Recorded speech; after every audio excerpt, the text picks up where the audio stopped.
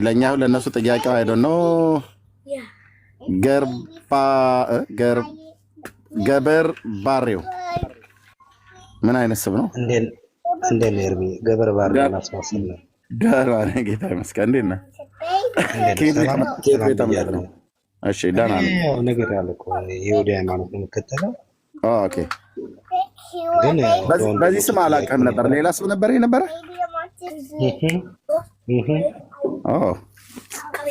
በሌላ ስም ከሆነ አይደለም። የዛሬ ዓመት ተኩል ምናምን አውርተናል። ከስሱ ወደ ስሱ ምናምን የሚል የሆነ ስም የምታስታውስ ከሆነ ኦኬ። እሺ ብዙ ሺህ ሰው ስለሆነ እንግዲህ ዘንግቼ ነው። እሺ ከይሁዲ ቤተ እምነት ነው? አይ በጣም ጎበዝ ነገር የርሜ ድምፅ አትረሳም። እሺ ከይሁዲ ቤተ እምነት ነው? አዎ ከይሁዲ እምነት ነው። በመሸያው አታምንም? በኢየሱዋ አታምንም ማለት ታምናለህ? ይከብዳል ግን ኖ ማለት እኔ አሁን ለምሳሌ በይሁዲ እምነት ነው የማምነው፣ ግን እኔ አሁን ለምሳሌ አልቀበልም። የሺዋን ማን ብለህ ነው የምታምነው? አንድ ሰው ነው ብለህ ነው የምታምነው ወይስ እውነተኛ መሺህ የእስራኤል አምላክ ብለህ ነው የምታምነው?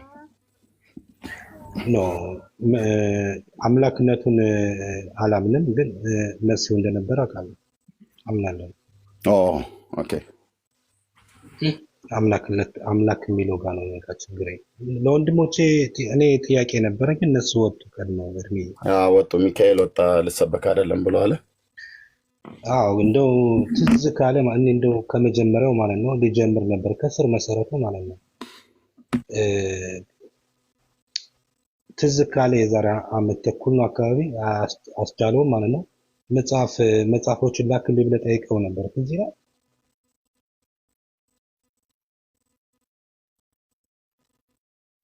ሚዩት አድርጌው ነበር። ምን ነበረ መጽሐፍ ታምጣልኝ ምናምን ነገር ያልከኝ ምንድን ነበር? ኖ አምጣልኝ ሳይሆን መጽሐፎችን ላክልኝ ብለው ነበር። የሆነ መጽሐፎችን ከእስራኤል የዛሬ 1 ዓመት ተኩል 2 ዓመት አካባቢ እነዛ መጽሐፎች ደግሞ ትዝ ካለ ማለት ነው ልክ አዲስ ቤተሰቦች በሚገቡበት ሰዓት ተቀናብሮ የሚጻፍ አዳዲስ መጽሐፎች አሉ። መጽሐፍ ቅዱስ ተብሎ ማለት ነው ለትምህርት ተብሎ እዛ ላይ አሁን ልክ አስታውስኩኝ። እነሱ መጽሐፍቶች ይፈልጋሉ ብዬ ነበር በወቅቱ። ልክ ነው። እጅ ላይ ገብተው የሆኑ አይሆኑ አልገቡም። ቢገቡ ጥሩ ነበር። እንደውም ጫን ብለህ ተገባበት ነበር። ኦኬ እና እነሱ የመጀመሪያው ከሰሩ ነው ያልኩት። ለምንድን ነው ልክ አለ አይደለ እዚህ ሀገር በመገባበት ሰዓት ለምሳሌ ትምህርት የግድ መማር ያስፈልጋል። የሚያስፈልገው ወደ ሃይማኖት ለመቀላቀል ምናምን ነገር ትምህርት እማራለሁ። ኦኬ እንደኔ ማለት ነው አንድን ሰው ለምሳሌ ትምህርት ለማስተማር ወይ ደግሞ ሃይማኖቱ እንዲቀይር ካስፈለገ ወይ ደግሞ አሁን ነገር ያደርግ ካስፈለገ የምታወራው የምችለው ማለት ነው በመጽሐፍ ቅዱስ ነው። ሌላ ራሱ ጽፈህ ወይ ደግሞ አንተ አዘጋጅተህ ስፔሻሊ ብለህ እንደዚህ አሳትመህ ይሄማ ለነሱ ብቻ ነው ተብሎ አይደለም። ከተሳሳትኩ ይቆጣ። ኦኬ ጥያቄ ነው ምንድነው? አልገባኝም። ኖ ከተሳሳትኩ ከታስለ እንደዚህ አሁን ለምሳሌ አንድ በቋስኪ ግራ ላጋባና ወደ ቤተሰቦች ወደ እስራኤል ሀገር በሚገቡበት ሰዓት አሁን ለምሳሌ መጽሐፍ የሚማሩበት መጽሐፍ የተለየ ነው። የተጻፈ መጽሐፍ እንደ መጽሐፍ ቅዱስ አንተ አስቸን የጠየቁት ወይ ደግሞ የለመንከው መጽሐፍ ማለት ነው። ኦኬ እና እኔ አንዱ ጥያቄ ለምን አስፈለገ የሚለው ነው። ድምጽ ግን በደንብ ይሰማል አይደል? ለነሱ ነው ወይ ይሄንን መጽሐፍ ለምን አስፈለገ ብለህ ብትለው ወይ ስለኔ ነው? ለነሱ ነው። ይሄ ጥሩ ጥያቄ ነው። ይሄ እነሱ ልጠይቃቸው የፈለኩት ነው። ለምን አስፈለገ? አሁን ቶሮ አለ አይደል? ቶሮ እያለ ቶሮውን ማስተማር ሲችሉ ወይም ደግሞ ግማራም ሚሽነም ሁሉም አለ አልጠፋም። ግን ተጨማሪ መጽሐፍ ማለት ነው ታትሞ በየሰዓቱ የሚቀያየር መጽሐፍ ማለት ነው ገጹም ትንሽ የሆነ ማለት ነው ያን መጽሐፍ ጽፎ ማስተማር ለምን አስፈለገ የሚለውን ጥያቄ ልጠይቃቸው ነበር መጀመሪያ ሲጀምር ማለት ነው። ግን መጥቶ መልስ የሚሰጥልኝ ካለ ወይ ደግሞ ይችላል የሚል ካለ እታች አሉ። መምጣት ከፈለጋችሁ መምጣት ትችላላችሁ። 1000 ሰው አለ። ሌሎች ካላችሁ መመለስ የምትችሉ ሰዎች ካላችሁ ኑና ንገሩን። ግን እንግዲህ በጎ ፍቃዱ የሆነ ሰው መጥቶ መነጋገር ይችላል። በተለይ ጌታን በተመለከተ የሽዋን በተመለከተ መነጋገር የሚፈልግ ሰው ካለ እሱን ዋናው እሱን ማወቅ ነው ህይወትም የሚሆነው፣ እሱንም አለማወቅ ነው ጥፋት የሚሆነው። ለአይሁድም ይሁን ለአሕዛብ የሚጠቅመው ሁዝ ጂሰስ ነው። በቃ ማን ነው ኢየሱስ? ማን ነው? ማን ነው የሺዋ? ማን ነው? በቃ ከአንድ ሴት ከአንድ ድንግል ሴትም ይሁን ወይ አንድ ተራ ሴት እንደምትሏት ችግር የለውም፣ የፈላችሁትን በሉ። እኛ ፊት ግን መታችሁ በመረጃ ተራ ሴት ብላ አትላትም። ኦኬ። ግን ከአንዲት ልጃገረድ የተወለደ አንድ ተራ ሰውዬ አይደለም፣ የሆነ ሰውዬ ብቻ በደንብ ትለው አይደለም። ልክ ነው፣ ሰው ነው። ልክ ነው፣ ሰው ነው። ፒውር አይሁዳዊ ሰው ነው። ሂዝ ጁሽ አይሁዳዊ ሰው ነው። ግን አንድ ተራ አይሁዳዊ ሰው ብቻ አይደለም። ተራም ሰው የሚባል አይደለም። ከሰዎች እንኳን ተርታ ይኸው ራባዮች ሁሉ እየመሰክሩለት በጣም ሂዝ ብሪሊየንት የነበረ ሰው ነው እያሉ ይመሰክሩ ነው። ከዛ ባለፈ ግን እሱ ማለት አወጣጡ ከቀድሞ ጀምሮ ከዘላለም የሆነ የእስራኤል ንጉሥ፣ የእስራኤል አምላክ ገዢ አምላክ ፈጣሪ ነው። የሰማይ የምድር ፈጣሪ ነው። ይህን ነው እስራኤል ሚስ ያደረጉት። ቅደም በነበረበት ሰዓት ላይ አይ ቲንክ ከሺንጋ እያወራን የነበረበት ሰዓት ላይ ይህን ነው የዘነጉት። እና በዚህ ላይ ብናወራ ሌሎችም ሰዎች ካላችሁ ገብታችሁ ማውራት እንችላለን። ጥያቄ ምልክት ማድረግ አይደለም እህትዬ፣ ከገባሽ። እሺ የአማራ ኩዊን አለች። እሺ እህታችን፣ እሺ ጥያቄ ምልክት አደረግሽ እህታችን።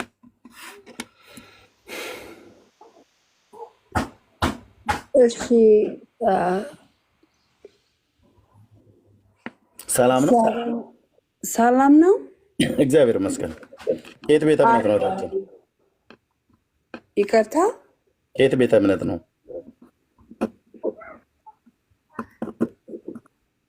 አያስፈልግም። ካላስፈለገ የምታወሪን ነገርም አያስፈልገንም፣ ልናወርድሽ ነው። እዚህ የሚያወራ ሰው ከይሁዲ ከእስልምና ከኦርቶዶክስ ከወንጌላውያን እምነት ካለውም እምነት የሌለውም ነው እንጂ እምነትሽን ካልተናገርሽ የምትናገሪው ነገር አንዳች አይረባንም፣ አንዳች አይጠቅመንም ማለት ነው። እሺ አመሰግናለሁ። እሺ እኛም እናመሰግናለን እህታችን። መልካም ጊዜ ይሆናልሽ። እሺ ኦኬ። ሌላ ሰው ይኖራል? እና ኤርሚ አንድ ነገር ልበል ደግሞ እንዲሁ። እሺ እሰጥሃለሁ። እስኪገቡ ድረስ አንድ አለ ልቀበለውና መልስ መስጠት ፈልጋለሁ እዚህ። እሺ ዳዊት፣ እሺ እንኳን ደህና መጣ። ከየት ቤተ እምነት ነው ወንድማችን? ከየት ቤተ እምነት ነው? እንኳን ደህና መጣ። ቤተ እምነት እስራኤል ይሁዲ ነው። እንግዲህ የምትሉትን ሁሉ ሰምቻለሁ። ቅድም አንድ ወንድማችን ገብረ ማን ነው የተባለው የጠየቀው ጥያቄ አለ። በመሰረቱ ኢየሱስ ክርስቶስ በጣም ሊቅ የሆነና ብዙ ተከታዮች እንደነበሩት የሚካድ አይደለም። ብዙ ተከታዮች እንደነበሩ እንዳስተማረና ሕሙማዎችን አካለ ስንኩላን እንደፈወሰ እስራኤሎች ራሳቸው ይሁዳውያኖች ይመሰክራሉ። ቅድም የጠየቀው ገብረ ማን ነው የሚባለው ይቅርታ ስሙን፣ ለምንድን ነው መጽሐፍ ቅዱስን ወይም ደግሞ ቶራውን የማያስተምሩት? ለምንድነው ትናንሽ መጽሐፍ እያወጡ የሚያስተምሩት? አዲስ ገቢ ለሆኑ ቤተ እስራኤሎችን ስለ ሃይማኖት የሚያስተምሩት ላለው ጥያቄ በመሰረቱ እስራኤላዎች ወይም ራባኖች ወይም ደግሞ መምህራኖቹ ስለ መጽሐፍ ቅዱስ ትክክለኛውን ነገር ነው የሚያስተምሩ። የሚጨምሩት የሚቀንሱት የለም። ምናልባት ሀሳቡን ጨምቀው በትንሽ መጽሐፍ ለማስተማር እንዲረዳ በማሰብ ያወጡት መጽሐፍ ነው እንጂ አይሁዳኖች የአይሁድን ትምህርት ወይም ደግሞ የቶራ ሙሴ ከተቀበለው መጽሐፍ ቅዱስ ቀንሰው ቆርጠው ቀንጭበው የሚያቀርቡት ነገር በትክክል ነው የሚያስተምሩት። ስለዚህ ቅድም ከተናገረው ወንድማችን ጋር የሚቃረን ነገር አይደለም። ትክክለኛውን ቶራ ነው የሚያስተምሩት። ስለዚህ ስለ ኢየሱስ ክርስቶስ አዲስ ላይ መጡ ሰዎች ስለ የሹዋ እውነተኛ እውቀት ያለው እንደ ነቢያት የሚቆጠርና ብዙ ሰዎችን የፈወሰ ህመምተኞችን ያዳነ ሊቅ ከእግዚአብሔር የተሰጠው ትልቅ ስጦታና መንፈሳዊ ሰው እንደሆነ እስራኤሎች የሚናገሩት ያምኑበታል። ግን ተከታዮች ስላሉትና አምላክ ነኝ የሚል መንገድን ስለመራ ይሁዲ ወይም ደግሞ የአይሁድ እምነት ተከታዮች ተጣሉት ወይም ደግሞ አገለሉት። ይሄ ከእግዚአብሔር ተቃራኒ ሌላ ሁለተኛ አምላክ ሰው እየተከተለው ነው። እግዚአብሔር እኔ ቀናተኛ ነኝ፣ በእኔ እመን፣ በሌላ አምላክ አትመን የሚል መጽሐፍ ቅዱስ ላይ ስላለ አይሁዳውያኖች መሲሁን አልፈለጉትም። መንገድ እያሳሳተ ነው። ወደ እግዚአብሔር በማምለክ ፈንታ እሱን እየተከተሉ መሲሁን እያመለኩ ነው በሚል በዚህ ነው አይሁዳውያኖች ያገለሉትና እንደውም ስሙ ይጥፋ ይርከስ። አንተ የነሱን ሀሳብ ትቀበላለህ? ትጋራዋለህ? እጋራዋለሁ። ኦኬ። ስለዚህ የሽዋ እውነተኛ አምላክ አይደለም። እሱ አምላክ ነኝ ብሎ ቢናገርም በዚያ ዘመን ያሉትም እንደተቃወሙት አሁንም ያሉት አንተን ጨምሮ ተቃወመዋል። አምላክ አይደለም ብለህ ማለት ነው። አዎ። ለምን እኔ የምቃወም ምክንያት ምንድነው? ነብይና ብዙ እውቀት እንዳለው የአምላክ መንፈስ እንዳለበት አውቃለሁ። ነገር ግን መጽሐፍ ቅዱስ የሚለው እኔ አምላክ ቀናተኛ ነኝ፣ በሌላ አምላክ አታምልክ የሚለው ትእዛዙ በመጽሐፍ ቅዱስ ላይ ስላለ ይሄ ያቃርናል፣ ያጣላል። በኢየሱስ ክርስቶስ መንገድ መሄድ ማለት ቆይ ወንድሜ፣ አይሁዳዊ ሰው ነው አይደል? ነገዱ ከይሁዳ ነው አይደለ? አይሁዳዊ ሰው ነው አይደል? የተወለደው ቤተልሔም እንደሆነ የምታምኑት ትክክል። ቤተልሔም ተወልዷል። ታሪኩ ሁሉ ነገር ትክክል ነው። ቤተልሔም ተወልዷል። ቤተልሔም የነ ዳዊት መንደር ነበር አይደል? ትክክል። ስለዚህ ከነ ዳዊት መንደር ከሆነ ቆይ ወንድሜ ዳዊት ከነ ዳዊት መንደር ከሆነ በጣም ደግሞ የሚገርመው የዳዊትን ስም ነው ያስከው። ከነ ዳዊት መንደር መወለዱን ካመናችሁ የሽዋ የተወለደው ቤተልሔም ኤፍራታ ነው፣ የይሁዳ ሰው ነው ማለት ነው። ስለዚህ ይሄ የይሁዳ ሰው የሆነው የሽዋ አንደኛ የብሉይ ኪዳን ነቢያት መሲሁ ከየት ነው ይመጣል እያሉ ይናገሩ የነበሩት ከይሁዳ አይደል? ከይሁዳ ነገድ ከዳዊት ቤት አይደል? ትክክል። ታዲያ ዳዊት ከነበረበት ከቤተልሔም ኤፍራታ የሽዋ መውጣቱና አምላክ ነኝ ብሎ ማለቱ ብዙ መከተሉ በጣም ጥበበኛና በጣም እውቅ ራባይ መምህር እንደነበረ ይሄናል ከተመሰከረለት በእጆቹ ትልቅ ተአምራት እንደሚደረግ ሙታን አስነስቷል፣ እውር አብርቷል፣ ሽባ ተርትሯል፣ አጋንንትን በስልጣኑ ቃል አውጥቷል። ከሱ በፊት እንደዛ ያወጣ የለም። ይሄን ሁሉ እያደረገ እሱ አምላክ ነኝ ብሎ ስላለ አይሁዳውያኑ አንተ አምላክ አይደለም ብለው ለመቃወም ለምንድን ነው የዳዳቸው? የብሉይ ኪዳን ነቢያት መሺያው አምላክ ነው ብለው ተናግረውለት የለ ወይ? ኢየሱስ ራሱ እንኳን ቢናገር ስለ ራሱ እውነተኛ ነው። ግን እሱ ብቻ ሳይሆን የብሉይ ኪዳን ነቢያት መሺሁ አምላክ ነው ብለው ተናግረውለት የለ ወይ? ታዲያ የነቢያቱን ቃል ካወቁ ከየሽዋ ንግግር ጋር ተመሳሳይ ከሆነ ለምን አልተቀበሉትም? የሽዋ ነው። ጥሩ ጥያቄ ነው። እኔ አሁን የምመልስ ወደ ኋላ መለስ ብለን ሙሴ አባታችን መጽሐፍ ቅዱስን በሲናይ ተራራ ላይ በእግዚአብሔር ቃል እንደተቀበለ ነው እና አይሁዳውያኖች የሚያምኑት አንድና አንድ በመጽሐፍ ቅዱሱ ብቻ ነው።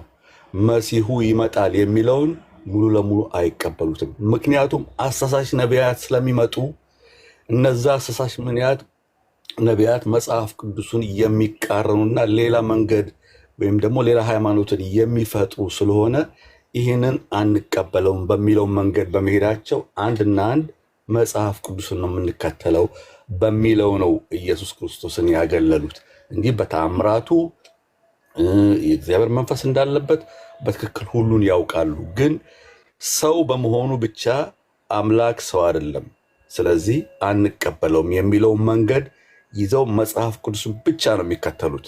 ለዚህም ነው መጽሐፍ ቅዱስን ከተቀበሉት ይሄ እኮ የምናገረው ነቢያቱ የተናገሩት በሙሉ እኮ መጽሐፍ ቅዱስ ውስጥ ነው የተጻፈው። ምክንያቱም መሲሁ ሲመጣ ከነገደ ይሁዳ ነው ብለው ያሉት ነቢያት ናቸው። ሞሼ ነው ያለው። መሲሁን የምትወልደው ሴት ድንግል ናት ያለው ኢሳያው ነው። መሲሁ የሚወለድበት ቤተሰብ የእሴይ ቤት ነው የዳዊት ቤት ነው ብሎ ያለው ኢሳያው ነው። አሁንም ቤተልሔም ኤፍራታ ነው የሚወለደው ብሎ ያለው ሚኪያስ ነው። እንደዚህ ምስክርነታቸውን እየሰጡ የብሉይ ኪዳን ነቢያት በሙሉ ማለት ነው ሞቱንም ትንሣኤውንም እየተናገሩ እንደሚሞት እጆቹን እንደሚቸነከር እየተናገሩ ትንሣኤውን እየተናገሩ አባቶች ነቢያት አንቀላፉ። ታዲያ እሱ እኔ አምላክ ነኝ ብሎ ማለቱ እኮ አልተሳሳተም ነበር ማለት ነው።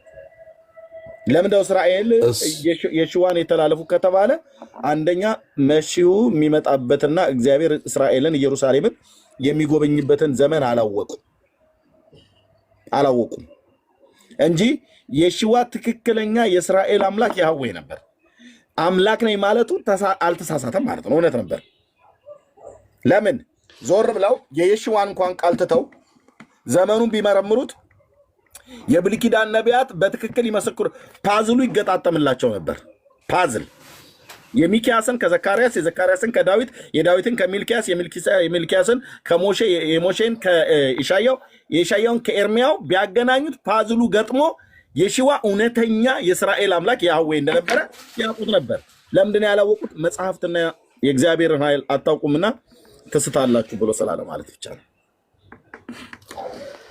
እንግዲህ ጠለቅ ብለን ከገባን ብዙ ማውራት ይቻላል፣ ግን በዚህ ላይ እናቁምና እንግዲህ ሌሎች የሚሉት ካለ እንስማ። አመሰግናለሁ። እሺ ቴንክ ዩ። እዚህ ውስጥ ያላችሁ እስራኤላውያን እንግዲህ ወገኖች የሽዋን ያልተቀበላችሁበት ምክንያት እሱ አምላክ ነኝ ብሎ ስላለ ሐሰት ነው ብላችሁ ነው። ሐሰት አልነበረም የተናገረው ጌታዬ፣ እውነት ነበር የተናገረው። ምክንያቱስ እሱ እንኳን በስጋ ከቅድስት ድንግል ማርያም ከመወለዱ በፊት አምላክ ነው፣ መሲሁ አምላክ ነው እያሉ የብሉይ ኪዳን ነቢያት ኢሻያው ተናግሯል፣ ዘካርያስ ተናግሯል፣ ዳዊት ተናግሯል፣ ሚልኪያስ ተናግሯል፣ ዳንኤል ተናግሯል። የብሉይ ኪዳን ነቢያት እነዚህ ሁሉ ተናግረዋል፣ ስለ አምላክነቱ ማለት ነው። ስለዚህ እስራኤል በዘመኗ ልታጣው የማይገባትን ወይ ደግሞ ሚስ ልታደርገው የማይገባትን ነገር በዘመኗ ያደረገችው በቃ በዘመኗ ትልቅ ስህተት የተሳሳተችው የሽዋ ማን መሆኑን ስላላወቁት ነው፣ የመሲሁን መምጣት ስላልተጠባበቁ ነው። ዛሬም ቢሆን እድል አለ። እዚህ ለምትሰሙ አይሁዳውያን ወገኖች በኢየሱስ ክርስቶስ በማመን ከዘላለም ጥፋት እንድትድኑ እናንተን የሚሆን አሕዛብን ከክፋታችን እየመለሰ ይባርከን ዘንድ ብላቴናውን ወደዚህ ዓለም ሰዶታል። በእርሱ የሚያምን ሁሉ የኃጢአቱን ይቅርታ እንዲያገኝ እንኳን አይደለም ለእስራኤል ቤት ነቢያት ሁሉ ይመሰክሩለታል ስለ መሲሁ ማለት ነው፣ ስለ የሽዋ። ስለዚህ የእግዚአብሔር ቃል የሚለውን እውነት መቀበል አማራጭ የሌለው ጉዳይ ነው። ለሕይወት የሚሆን ንስሐን ያስፈልጋቸዋል። እንደ ኢየሱስ ያለ እውነተኛ መሲህ ለእስራኤል ቤት አልተገለጠም፣ ሊገለጥም አይችልም። ከዚህም በፊት አልመጡም፣ የመጡም ሌቦች ናቸው። ከዚህም በኋላ የሚመጡ ሌቦች ናቸው፣ ሌቦች ናቸው። ስለዚህ የመጽሐፍ ግን እውነት የራሳቸውን ነቢያት የተናገሩትን ነው አላምንም ብለው ያሉት። ጠዋት ላይ ሲነጋገረን የነበረው ሰው እኔ በቶራ ብቻ ነው ማምነው ነው ያለው። በ5ቱ ብሔረ ኦሪት ነው ማምነው፣ በሌሎቹ አላምንም አለ። ስለዚህ ትልቁ ችግሩ ምንድነው? አንደኛ ቶራን አለማንበብ ነው፣ የነቢያትን መጽሐፍት አለማንበብ ነው። ሁለተኛ አንብቦ መሲሁ በምንና እንዴት ባለ ዘመን እንደሚገለጥ ጌታ ከጥንት ጀምሮ በነበሩ በቅዱሳን ነቢያት አፍ እየተናገረ ከዳዊት ቤት የመዳንን ቀንድ የሆነውን ብላቴናውን ኢየሱስ ክርስቶስ እንደሚያመጣ ወይ ደግሞ መሲሁን እንደሚያመጣ ከዳዊት ቤት እንደተናገረው የሽዋ በጣም የሚገርመው ቤተልሔም መወለዱ ብቻ እስራኤል ከተኛችበት ሊያነቃት ይገባ ነበር። የቤተልሔማዊው የቤተልሔማዊው የኤፍራታ ሰው ሆኖ ተገኘ። የቤተልሔማዊው የኤፍራታ ሰው ሆኖ ተገኘ። በኤፍራታ ማን ነበሩ? እነ አባባ እሴይ ቀይ የነ ቦአዝ እርሻ ላይ እነሱ ቤታቸውን ሰርተው ይኖሩበት የነበረው የነሱ እርስት ላይ ሚኪያስ ሞሬታዊው እንደተናገረ መጥቶ ግጥም ነው ያለው። የተወለደው የት ነው? ቤተልሔም አውራጃ ውስጥ በኤፍራታ። አንቺ ቤተልሔም የይሁዳ ምድር ከይሁዳ ገዢዎች ከቶ አታንሽም፣ ሕዝቤን እስራኤልን የሚጠብቅ መስፍን ከአንቺ ይወጣል ብሎ እንዳላት፣ ወይ ደግሞ አወጣጡ ከቀድሞ ጀምሮ ከዘላለም የሆነ መስፍን ከአንቺ ይወጣልኛል ብሎ እንዳላት ሚኪያስ ማለት ነው። ይህን እኮ ለማወቅ እነዛ ሲያለፉ አባቶች አለፉ። የአሁኖቹ አትነቁም። እስራኤላውያን ወገኖች አትነቁም። ምንም በቃ የሽዋ ማለት ስሙ ሲጠራ እየተራገምክ ስሙ ሲጠራ ነበረ። ልክ ነው። አዎ ነበረ። እኛ አልካድንም። እንደነበረ ታሪክ ይናገራል፣ ያስረዳል። መጽሐፍ ቅዱስ ብቻ ሳይሆን እኛም አልካድንም። መኖሩን እሺ አመናችሁ። መኖሩን የሽዋ የሚባል ሰው በምድር ላይ እንደነበረ ብላችሁ አመናችሁ። ግን እኮ ያ ሰው ብቻ አይደለም እኮ ያ ሰው ብቻ አልነበረም። ብታቀው ኖሮ እግሩ ላይ የምትደፋለት የሲና አምላክ ነበረ።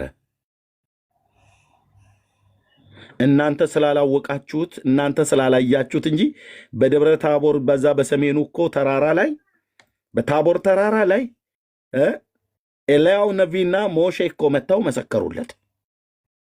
አይሁዳዊው ጴጥሮስና ዮሐንስ ያዕቆብ እኮ ሰሙ። የሰሙትን እኮ ጻፉልን። በገናናው ክብር በእርሱ ደስ የሚለኝ የምወደው ልጄ ይህ ነው የሚል ድምፅ በተራራው በመጣለት ሰዓት ከእግዚአብሔር አብ ክብርና ምስጋናን ተቀብሏል። እኛም በቅዱሱ ተራራ ሳለን ይህ ድምፅ ከሰማይ ሲወርድ ሰማን አሉ። የሰሙትን ጻፉት። የሰማውን ጴጥሮስ ጻፈ። በብልሃት የተፈጠረውን ተረት ሳንከተል የጌታችን መምጣት አስታወቅናችሁ ብሎ ማለት ነው። በቃሌ ስላልኩት አኮላትፌው ከሆነ ግቡና አንብቡት በጴጥሮስ መልእክት ላይ። በብልሃት የተፈጠረውን ተረት ሳንከተል በገናናው ክብር በእርሱ ደስ የሚለኝ የምወደው ልጄ ይህ ነው የሚል ድምፅ በተራራው ሳለ በዛ በቅዱስ ተራራ ሳለ ይህ ድምፅ ከሰማይ ሲወርድ ሰማናል። የሰማውን ጴጥሮስ ጻፈ። ያየውን ዮሐንስ ተናገረ። ሕይወት ተገለጠ፣ አይተንማል፣ እንመሰክራለን። ከአብ ዘንድ የነበረው ለእኛ የተገለጠውን የዘላለም ሕይወት እናወራላችኋለን ብሎ አንድ ፍልስጤማዊ የሆኑ ሰዎች አይደለም የጻፉት። የሆነ የሳውዲ አረቢያ ተወላጆች የሆኑ ሰዎች አይደሉም የጻፉት። ጂውሽ የሆኑ አባቶች፣ የአይን ምስክሮች የነበሩ አባቶች ገሊላ አውራጃ ላይ አሳ እያጠመዱ ከገሊላ ባህር ላይ የራሳቸውን ኑሮ እየኖሩ ባሉበት ወደ ጀልባቸው ወደ መርከባቸው ሄዶ ተከተሉኝ ብሏቸው አስከትሏቸው አባታቸውን ዘብዴዎስን ቻው ብለውት ሁለት ወንድማማቾች ያዕቆብና ዮሐንስ፣ ሁለት ወንድማማቾች ጴጥሮስና አንድሪያስ ከቤተሳይዳ ተከትለውት የመጡት ጻፉት እኮ አንተዬ ጻፉት። እና ይሄንን እውነት ሳታላምጥ መዋጥ ብቻ ነው ያለብህ። ሄዝ አወር ኪንግ፣ ንጉሳችን ነው ኢየሱስ ክርስቶስ። አምላካችን ነው ኢየሱስ ክርስቶስ። እውነተኛው የእስራኤል አምላክ ያህዌ ነው ኢየሱስ ክርስቶስ። አዳኙ ነው ኢየሱስ ክርስቶስ። ከሱ በቀር ሌላ አልተወራም። ቢወራም ውሸት ነው። ከዚህም በኋላ የሚመጣ ሌላ የለም። እሱ ራሱ ተመልሶ ግን በዳግም ምጽአት ሊመጣ በደጅ ነው ያለው፣ በደጅ ነው ያለው። ስለዚህ እሺ ትችላለህ። ጥያቄ ምንድን ነው?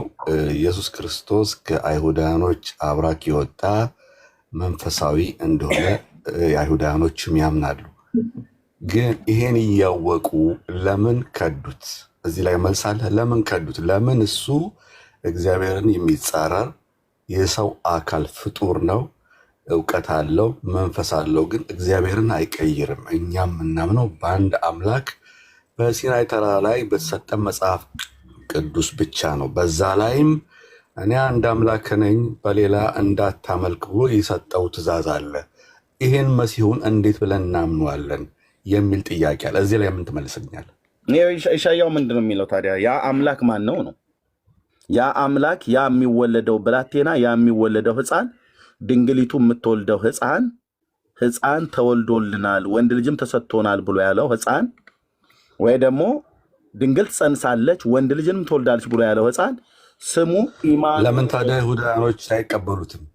ከራሳቸው አብራክ የወጣ ነው፣ የተማረ ነው።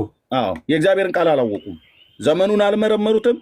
እስራኤል ያልተቀበለችበት ምክንያት የአምላካቸውን የእግዚአብሔርን ቃል አላወቁትም። ጌታም ያላቸው ይህን ነው። እንዴት መጽሐፍ ቅዱሱ በእጃቸው እያለ በመጽሐፍ ቅዱስ እያመኑ ይሄን ነገር እንዴት ላይ ይቀበሉ ይቻላል? የሆነ ምክንያት ይኖራል። መጽሐፉን ይዘውታል። ልክ ነው። መጽሐፉን በንባብ ደረጃ ያውቁታል። ምክንያቱ ምንድነው? እንዳያውቁ ካደረገው ነገር አንደኛ ስለ መሲሁ መምጣት ትንቢት የተናገሩ የብሉይ ኪዳን ነቢያትንም ሆነ ሌላውን ቶራውን ሲያስተምሩ ለራሳቸው በሚጠቅማቸው መንገድ እየጠመዘዙ ቃሉ ከተጻፈበት እውነተኛ ትርጉም ውጭ አፋተውት ይተረጉሙት ነበረ። ራሱ የሺዋ የተናገረው ልናገር። ፈሪሳውያን ግብዞች የሆኑት ፈሪሳውያንን ሲናገር መጽሐፍትና የእግዚአብሔርን ኃይል አታውቁምና ትስታላችሁ፣ ወይ እናንተ አትገቡ ወይ የሚገቡትን አታስገቡ ብሎ ካለ በኋላ የእውቀትን መክፈቻ ስለወሰዳችሁ መንግስተ ሰማያትን በሰዎች ላይ ስለምዘጉ ወዮላችሁ አላቸው። የእውቀት መክፈቻ ሚንስ የእውነተኛ የቅዱሳት መጽሐፍ ጤነኛ ትርጓሜን ተከትለው ቶራን ትራንስሌት አያደርጉትም ነበር፣ ወይ ደግሞ ሲያስተምሩ ለህዝቡ አጣመው ነበር የሚያስተምሩት። አንድ ሁለተኛ የመሲሁ መምጣት ራሱ ከየትኛው ነገድ እንደሆነ መቼ እንደሚመጣ የተጻፈውን ቢያምኑትም ግን አይጠባበቁትም ነበር። እዚህ ላይ እንግዲህ አሁን አይሁዳኖች እንደሚሉት ከሆነ መሲሁ ገና አልመጣም ይመጣል ነው የሚሉት። አሁን በፊት የነበረውን እንደ መሲህ አይቆጥሩትም። ይመጣል ገናም ይመጣል ነው የሚሉት። እርሜ የድሉን ስተው እሺ እና ስለዚህ ዳዊት አንዴ እሺ ያው ይቅርታ መቼም እርምዬም ዴቫም ይቅርታ ግን ስገባ ማለት ነው እኔን የጠየቀው መልእክት ማስተላለፍ የፈለከው ለሌላ እሱ ያለው ጥቃቅን መጽሐፎች የተጻፉት በቀላልና የተወሰነ እንዲገቡ አድርገው ራባንም የጻፉት መጽሐፎች ናቸውና እነሱን እቀበላለሁ ያልከው አይደል?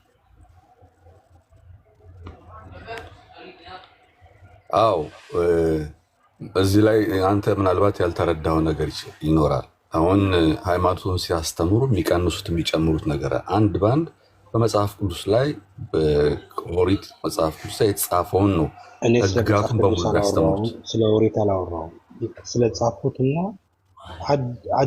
አጭር ተብሎ ማለት ነው ቢያንስ ገጿ 35 ምናምን አካባቢ ድረስ በጻፍ ነው ማውራት ስለሰወረ ነገርኩ እኮ ሀሳቡን ጨምቀው አወጡት እንጂ የቀነሱት የጨመሩት ነገር የለም። ለማስተማር እንዲመቻቸው መጽሐፍ ቅዱስን መጭመቅ ይቻላል። መጭመቅ አይደለም ሜን ፖይንቱን አውጥተው በራሳቸው ማለት ለማስተማር አንድ መምህር ሲያስተምር እኮ እንዳለ መጽሐፍ ቅዱስ መጽሐፍ ትምህርት ባዮሎጂ ማንኛውም ትምህርት እንዳለ መጽሐፉን አያነብልም። ሀሳቡን ተረድቶ ሀሳቡን ያቀርብልህ አይደለ? ሜን ፖይንት ማውጣት ይቻላል። ሜን ፖይንት ማውጣት ለምን አይቻልም? ምን ችግር አለው? አንተ ከነጥቡ ካልሳትክ ያንን ሀሳብ በትክክለኛ መንገድ ማስረዳት ትችላለህ። በሚረዳ መልኩ ግልጽ በሆነ መንገድ ማስረዳት ትችላለህ። ሊቃውንቶች የተሰጣቸው ኃላፊነት ምንድን ነው? እንደዚህ እኛ በግልጽ የማንረዳቸውን ነገሮች እነሱ በተረዱት መልክ ሌላው ህዝብ በሚረዳው መልክ ለማስረዳት ነው አይደለ?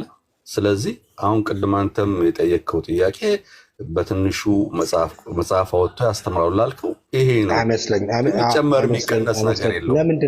ለምን ሜን ፖይንቱን ማውጣት አስፈለገ? ለምን የሆነ ነገር ቀምሮ ማለት ነው አዲስ መጽሐፍ አዘጋጅቶ ተወራለን አይደለ? አንተ ምንም እናምንበት የሚቀመር አይደለም። አንተም ይሁዲ ነህ እኔም ይሁዲ ነኝ አይደለ? ትክክል። ኦኬ እዚህ ላይ አንድ ሰው ይቅርታ ዲቫይ አንድን ሰው ማለት ነው ስለ ይሁዲ እምነት ማስተማር ካስፈለገ ቶራውን ትይዝና ኦኬ ፈጣሪ አንድ እየደወለብስ ነው በጣም ይቅርታ ድምጽ አሁን ይሰማኝ ነው። ኦኬ ማስተማር ካስፈለገ ማለት ነው አዲስ ቅመማ አዲስ መጽሐፍ እኔ እንጃ እንዴት አድርጌ እንደምገልጽ አላውቅም፣ ግን ምጥኖ ተመጣጥኖ ማለት ነው የመጣ ለአንተ እንዲገባ ተብሎ ማለት ነው ለአዲስ ገቢ ተዘጋጅቶ በደንብ ቀምኖ ሲያቀርቡልህ ማለት ነው ያን ነገር አጥና ይለዋል። ያን ነገር ታጠናለህ አይደለ? እነሱም ስቱን መጽሐፍ በጎን ደግሞ ምን አለ አዳምጠኝ በደንብ። በጎን ምን አለ ታናህ አለ። በጎን ደግሞ እነሱን ስቱ መጽሐፍ። ጥያቄው ከየት ነው የሚመጣው? እስኪ አንተ አንዴ አጣራ ለመለስ ጥያቄው ከየት ነው የሚመጣው? የምትለው ገብቶኛል፣ ግን አሁንም ጥያቄው ከየት ነው የሚመጣው ነው የምልህ። ከተናሁ ነው ወይስ ደግሞ እነሱ ከቀመሙት መጽሐፍ ነው?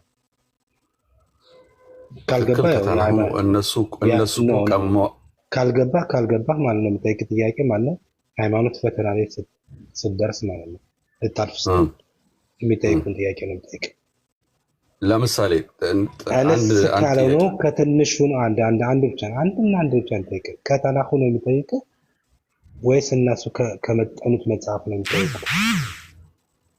ከሁሉም ነው፣ ከሁሉም የተወጣጣ ኦኬ ከሁሉም የተወጣጣ እሺ ነው። ህግጋቱ መጽሐፍ ከሁሉም ቅዱሱ የተወጣጣ ነው ከሚያዘው ካልከኝ ከሁሉም የተወጣጣ ነው ካልከኝ ማለት ነው። አንዴ አንዴ እ፣ ሰው ላለመጉዳት ስለ የሽዋ ማን ነው ብለው ይጠይቁ። የሸዋ ምን የሽዋ ማን ነው ብለው ይጠይቀዋል። እ ከተመጣጠነችው ማለት ነው። ያን ስለመረጥክ ምን አደርገዋለሁ እንግዲህ እድሉ ኦኬ የሸዋ ማን ነው ብለው ቢጠይቁት ትነግራቸዋል። በትክክል የሚጨመር የሚቀነስ ነገር የሽዋ የለም። ማን ነው ብለው ይጠይቀዋል። ሶስት እ ባለጺሞች፣ አራተኛ ደግሞ ኦኬ ምናልባት ደግሞ በጎን የሚያይ ማለት ነው። ተረጋጋ። ዳኞች ናቸው። በደንብ ኦኬ በደንብ አድምጠኝ፣ በደንብ አድምጠኝ ኦኬ እ በደንብ አድምጠኝ።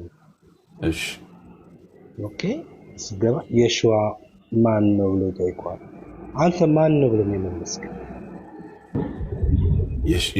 የሸዋ በዕብራይስጥ የሸዋ ተባለ ኢየሱስ ክርስቶስ ነው በአማርኛ ስተረጉሙ እሺ ምን ብለህ እና መለስክ? ማን ነው እሱ? የሸዋ መንፈሳዊ ሰው ነው። የእግዚአብሔርን መጽሐፍ ቅዱስ የሚያምን በእግዚአብሔር መንፈስ የተቀበለ እና ከመጽሐፍ ቅዱሱ ያልወጣ መንፈሳዊ ማለት ነው። ገባህ አይደል? አልገባኝም። እንደዚህ ነው የመለስ አዎ የሸዋ ማለት ኢየሱስ ክርስቶስ ነው። ኢየሱስ ክርስቶስ ማለት ደግሞ ከአይሁዳውያን አብራክ የተወለደ ሊቅ፣ የእግዚአብሔርን መንፈስ የተቀበለ የሰው ልጅ ከሚያውቀው በላይ እውቀት የተካነ መንፈሳዊ ሰው ማለት ነው። እሺ እኔ ላቅልልህ። የሽዋ እ? ኢየሱስ ክርስቶስ ላቅልልህ። የሽዋ ኢየሱስ ክርስቶስ መሆኑን በምን አወቅና እንዴት መለስ? እንዴት ተረዳህ? በምን አወክ? እንዴት ተረዳህ? እንዴት ተረዳው? ይሄ ተማሪ እንደሆነ እኮ የራብ አቂባ ተማሪ እንደነበረ እኮ ይታወቃል። የራብ አቂባ ታዋቂ ተማሪ፣ ብልህና ብዙ ነገሮችን ከሌሎች ተማሪዎች የሚረዳና የተለየ ሰው እንደሆነ ይታወቃል። ይህ ግልጽ ነው በዘመኑ። ግልጽ ነው። ለዚህም ነው ከሌሎቹ ተለይቶ እሱ የሚናገራቸው ነገሮች፣ የሸዋ የሚናገራቸው ነገሮች ሰዎችን ሲፈውስ፣ ህመምተኞችን ሲያድን፣ አካለ ስንኩሎችን ሲያድን ሰው አመነበት። ወደ እሱ ተከትሎ የሚሄድ ሰው ሄደ። ስለዚህ የሸዋ ማለት መንፈሳዊ የእግዚአብሔር ልጅ ማለት ነው በጥቅሉ ስትናገር። በጣም ተከታዮች በዙ አይደል? በጣም የሚከተሉትም በዙ፣ ብዙ አማኞች የነበሩት ታምራትን አሳይቷል። ታምራቱ እንዲያምኑ አረጋቸው። አዎ አዎ አሳይቷል እና በሚገባው በኩል። እኔ አንድ እና ጥያቄ አልገባኝም። ጥያቄን እኮ መለስኩ። ምን ለማለት ፈልገህ ነው? እግረ መንገድ ነው እየጠየቅና እየተወያየ ነው። የፋሲካን በዓል እያከበር ነው አለ። አዎ አንዱ የምናከብርበት ትልቁ ነው እና ያው የመውጣታችን ነው። ግን ከመውጣታችን በፊት ማለት ነው ይሁን ነገር ምክንያት ነበረ። የመጨረሻው መቅሰፍት ማለት ነው። የመጨረሻው መቅሰፍት ምንድን ነው?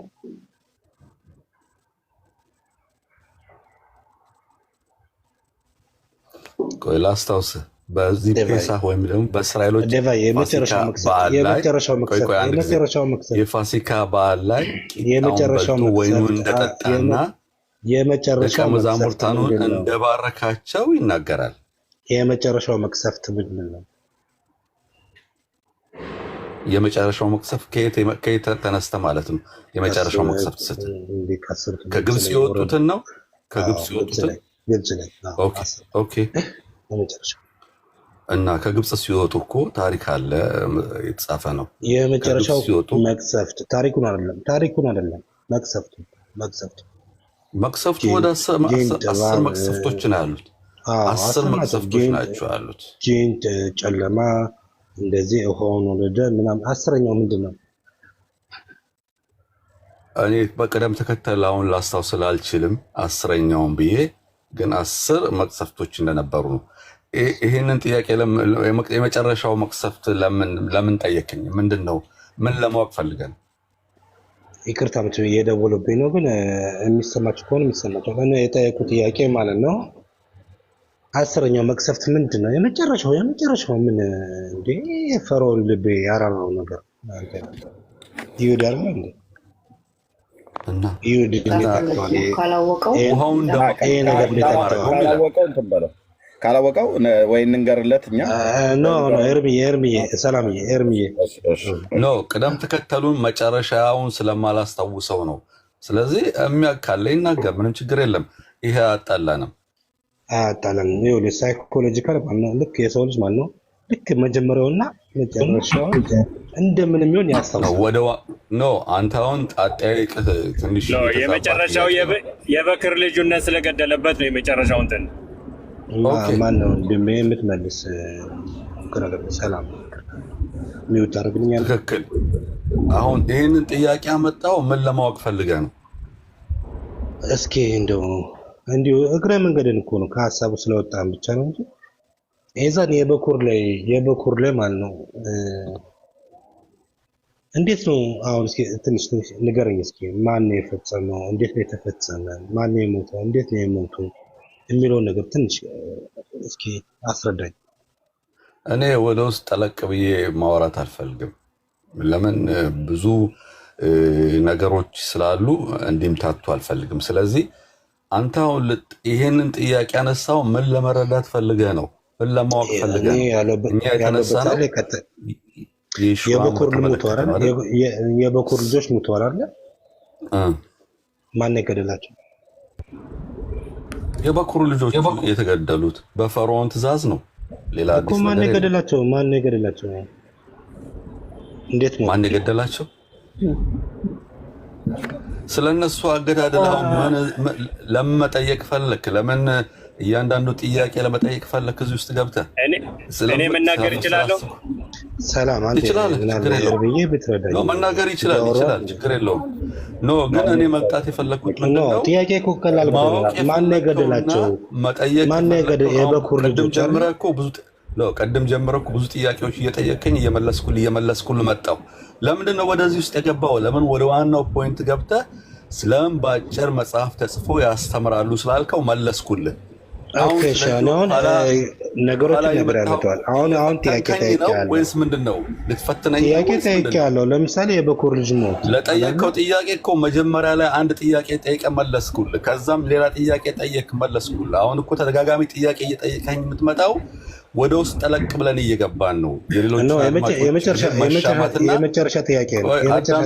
የኔና የአንተ ብቻ ውይይት አደረከው። እዚህ ውስጥ ሌሎችም ሀሳብ መስጠት የሚፈልጉ ሰዎች ስላሉ ለጠየቀው ጥያቄ በቂ ምላሽ ሰጥቻለሁ። ሌላው ውስጥ የገባ አንተ ላይ ጠየቁኝና አንተ ስለሌላው እንዳብራራልህ ከፈለክ በዚህ መልኩ አይደለም ገባ። ሌሎችም ሊያስረዱ ይችላሉ። ይኸው አንድ ወንድሜም ሊያስረዳ እየገባ ነው። አይ ደባዬ አንድ ነገር ልትመልስ ልፈልግ የጠየቀው ተባረክ በሲስ ነው። እዚህ የሚጠና እዚህ የተጻፈ ነው። ይሄን ደግሞ 10ን እንዴት አታውቀውም? አንተ አይሁድ ነህ ብለህ እንዴት አታውቀውም? ለዛ ነው የሚጠይቀው ነው። የመጨረሻው ይሄ ነው። ለዛ ነው የሚጠይቀው ደባዬ የመጨረሻው ማን ነው? የበኩር ልጅ ሞት የሚለው ነገር ማን ነው? መብረቅ ያወረደው ማን ነው? እንትን ያለው ማን ያወረደው? ሲጀመርም እኮ በአንድ ጥያቄ ነው የመጣው። አሁን እኮ ከአንድም ሁለትም 3 4 እያልክ ገባ።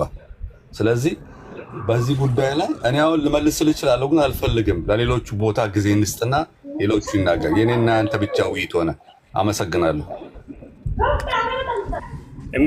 የሚቻል ከሆነ ስለ ሁለት ነገሮች ያለኝን ሀሳብ ባቀርብ ደስ ይለኛል።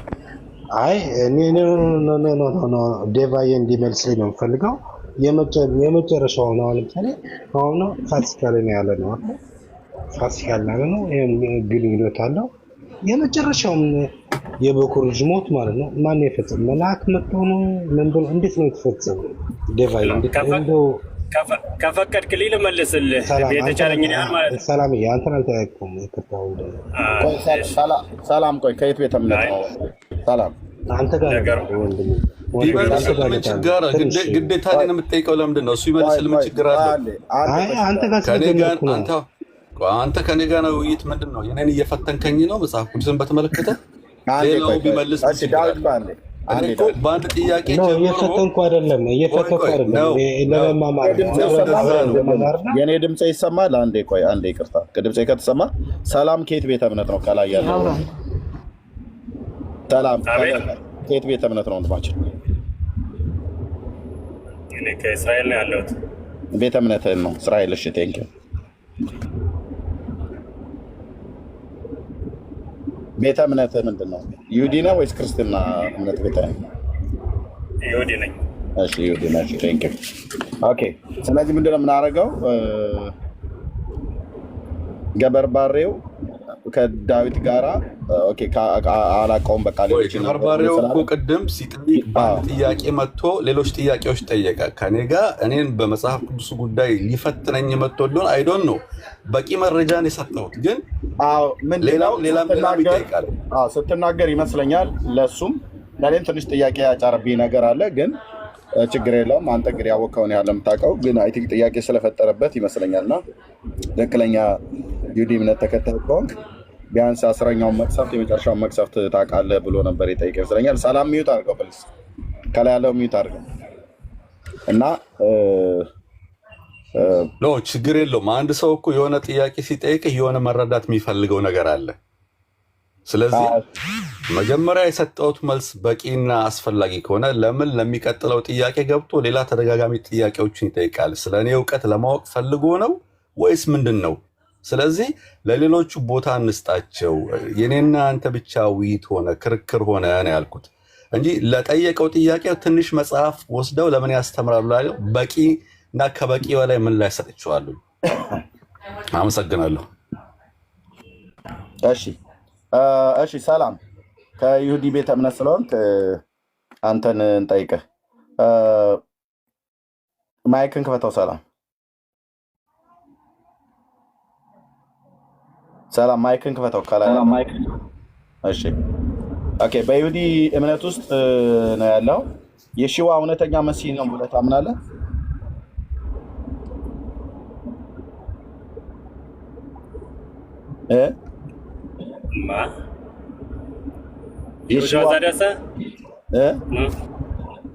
ዛዲያሳ ይሰማል አይሰማህም? እየሰማሁ ነው። ጥያቄውን አንተ አብራራው ብዬ ነው። የሺዋ እውነተኛ መሲህ ነው ብለህ ታምናለህ ወይስ አታምንም ነው? አላምንም። አታምንም? ኦኬ። የእስራኤል መሲህ አምላክ ነው ወይስ ሰው ብቻ? እኔ አምላክ ብቻ ነው። እኔ ልመልስለት የፈለኩት ለወንድሜ ቅድም ለተናገረው እሱን አይደለም። እነሱ አውርተው ጨርሰዋል። እኔ እናንተ አሁን ከሌላ ወንድም ጋር ታወራለህ ወይ ከአስቼ ጋር ታወራለህ።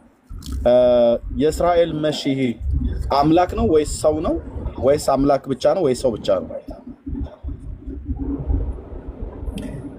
አምላክ ብቻ ነው።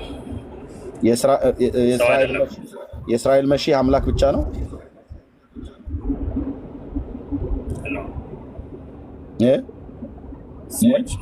መላእክታኖች አሉ። እግዚአብሔር እንትን የሚላቸው መላእክታኖች አሉ እኮ። አምላክ ብቻ ነው የእስራኤል ፈጣሪ ግን እግዚአብሔር አምላክ ብቻ ነው። መሲያው ሰው ነው ወይስ አምላክ?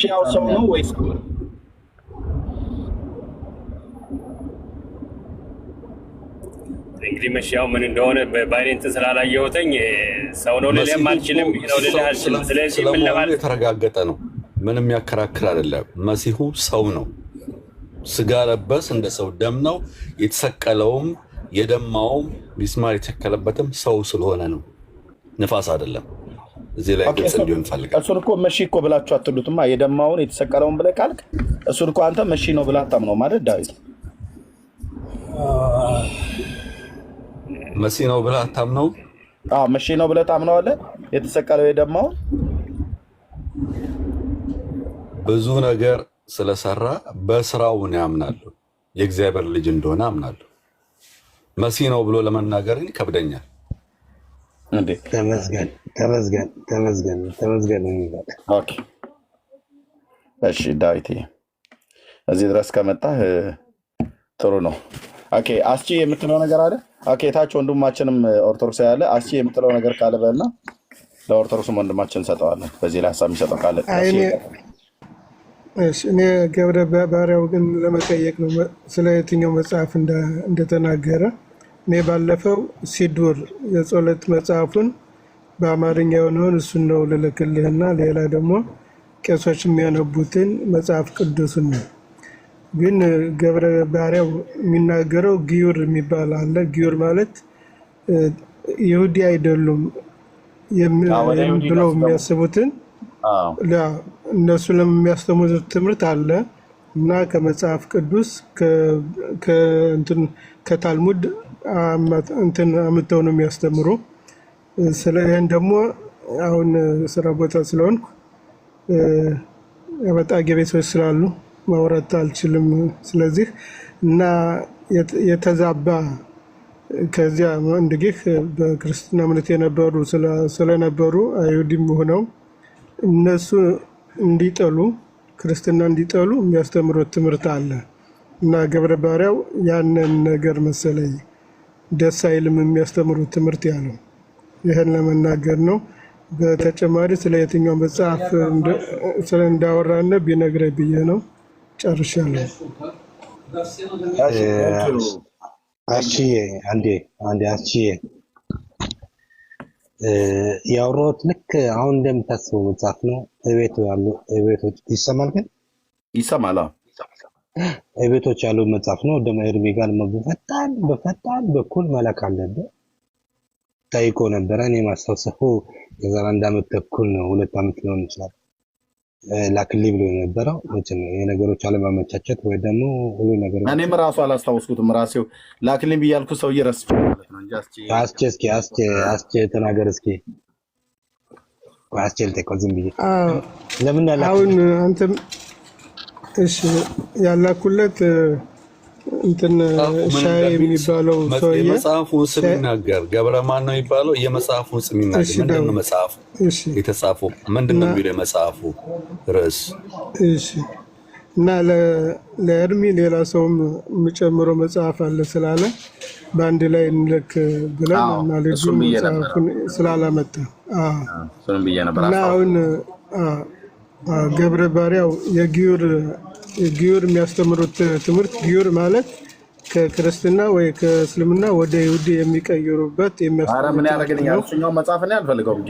ይሄ መጽሐፍ የለኝም፣ አይቼውም አላውቅም። ትክክለኛው ነው። ከዚህ ስንገባ የሚሰጡን መጽሐፍ ነው። እሱ ነው ጊዩር የሚለው እሱ ነው። አዎ እዚህ ስገባ ማለት ነው የሚሰጡ መጽሐፍ የሚያስተምሩ። እኔ አላውቀውም። እኔ በ1991 ከዚህ ሀገር ስለመጣሁ ከ91 በኋላ ለመጡት ግን ይህን ትምህርት ያስተምራሉ። የለኝም።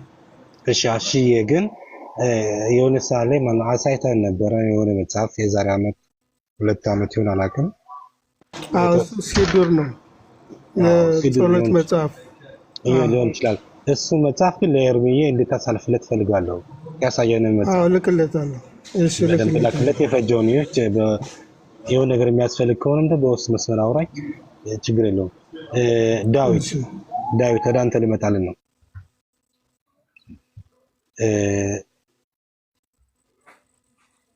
ዴቫዬ ሁሉ ነገር ታውቃለህ አይደል? መሲው ለምሳሌ ብዙ ተጠይቋል፣ ብዙም አውርተዋል፣ ብዙም ተናግረውታል። በማን በኩል ነው በማን ነገር ነው የሚመጣ መሲው?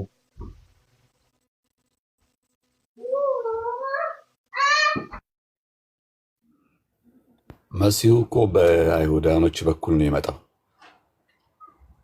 ከዳዊት ዘር ይወለዳል ነው የሚለው። ስለዚህ የዳዊት ዘር ደግሞ ይሁዲ ነው። ስለዚህ አሁን በሰዓቱ ዳዊት ዘር የሚመጣው መሲህ ነው። ኤርሚ ቅድም የጠየቀው ጥያቄ ነው። የዳዊት ዘር በሰዓቱ ማን ነው አለ ትላለህ? ታውቃለህ? አታውቅም? ወይም ደግሞ እኔ ነኝ አንተ ነህ ወይስ ማን ነው? ከለነው ማን የዳዊት ዘር?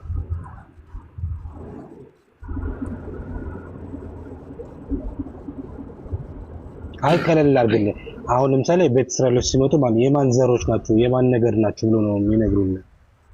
ማን ናቸው ነው የሚሉን? ሁለቱ ነገዶች አንዱ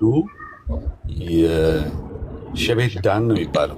እኔ አላቅም። ስለዚህ የሸቤት ዳን ነው የሚባለው። እኛን ሸቤት ዳን ነው የሚባለው። እነሱሳ እነማን እነሱ ናቸው የሚሉን ነው። እያንዳንዱ የራሱ ከ12 ነገድ የተበተነ በመላው ዓለም አለ። አይ እነሱ ማንን ነው የሚሉ እኛንማ ዳናል እኮ ጨከኑብን እኮ እንደ ስንጠሩ እኮ ወሰኑ። እነሱ ስትል እነማን ነው? እነሱ ስትል እኔ እንጃ የቤተ እስራኤሎች የሚመጡት ማለት ነው ሸቤት ዳን ናቸው ብሎ አይደል ተናግረዋል። ከኢትዮጵያ የሚመጡ ቤተ እስራኤሎች የሸቤት ዳን ወይም ደግሞ የነገደ ዳን ብሔሮች ናቸው። እነሱ አሁን ስም የሰጡን ማለት ነው። ልክ የኛን አውቀው እናንተ እንደዚህ የሰጡን አንዴ እኛን አውቀው ማለት እናንተ እንደዚህ ናችሁ ያሉን ሰዎች ማለት እነሱ እነማን ናቸው? የምን ነገድ ናቸው? አሉ የተለያዩ እያንዳንዶቹ የተለያዩ ናቸው። እስኪ ንገረኝ። ከ12ቱ ነገዶች የመጡ እያንዳንዳቸው ስማቸው ግልጽ ነው። እነሱን እነማን ናቸው? አንተ እኮ አሁን በጥቅል ነው የምትጠይቀኝ። በጥቅል እንዲህ ናቸው ልልህ አልችልም። ኖ በጥቅል የመን ይመጡ አሉ። ለአንተ እኮ አንድ ኤርምዬ ስሞት ለምን አንድ ሰላም እነሱ ከሸቤት ይሁዳ የመጡ ከሸቤት ኤፍራይም የመጡ ከሸቤት ሌቪ የመጡ ናቸው። ጥያቄውን እኮ አንዳንድ ጊዜ ውይይቱን በደንብ ልረዳው አልቻልኩም። እዚህ እሺ ደግሞ አንተ ጥያቄ የዛሬ ስንት ሺህ ዓመት እንትኑን ትውልዱን ቆጥረህ ንገረኝ እያልከው እኮ ነው ያለ። እሺ አንተ ልመለስ ወደ አንተ ልመለስ። ሸቤት ዳን እኮ በግብፅ ሀገር ሲወጡ የዛን ጊዜ እንደተሰደዱትኝ አንዱኛው ሸቤት ወደ አፍሪካን ወደ ሀባሽ የሄደው ሸቤት ዳን ነው ተብሎ እንትን የተባለ እንጂ የተበቀሩት እንደዛ ተበታትነው ድራሻቸው የጠፉ ሸቤቶች ናቸው ተብሎ የተባለ ነገር አይደለም። 11ዱ ሸቤት እኮ ወደዚህ እስራኤል ሀገር ከመጡ በኋላ ከስንት ሺህ ዘመን ነገደ ይሁዳና ነገደ እስራኤል ተብለው ለሁለት እንትን የተከፋፈሉትኝ እነዚህ 11 ሽበቲም ናቸው። አሁን እኮ ጥያቄውን እኮ እንትን እያልክ ስትጠይቀው ልክ አንድ የሆነ ነገር በቃ በትክክል ያልተቀበልከው መልስ ስላለ ከዛ መልስ ለመግኘት ስትል ዳርዳሩን እየዞርክ ብዙ ጥያቄዎችን አንዱን ትተህ አንዱን ይዘህ አንዱን ለምንድን ነው ታዲያ የሚያስተምሩን ሀጣናሁ ራሳቸው እንትን ብለው የጻፉትን የሚያስተምሩን ለምን ነው እያልክ ሊገባኝ አልቻለም። ለምን በትክክል ለማወቅ የምትፈልገውን ጥያቄ ስለዚህ ለማወቅ እፈልጋለሁ ብለህ ያንን የምትፈልገውን ጥያቄ ለምን አትጠይቅም? ለማወቅ ከፈለግ ሌላውን ግዮር የሚደረገውን መጽሐፍ ምንድነው እነሱ ራሳቸው ጠቅሰው የጻፉትን መጽሐፍ የሚያስነብቡት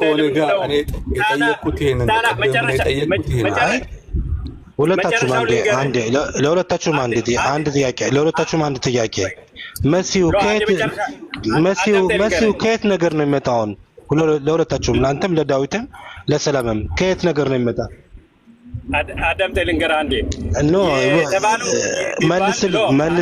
መልስልኝ። ሰውን አንረብሽ። አሁን ለምሳሌ ታዳሚውን አንረብሽ።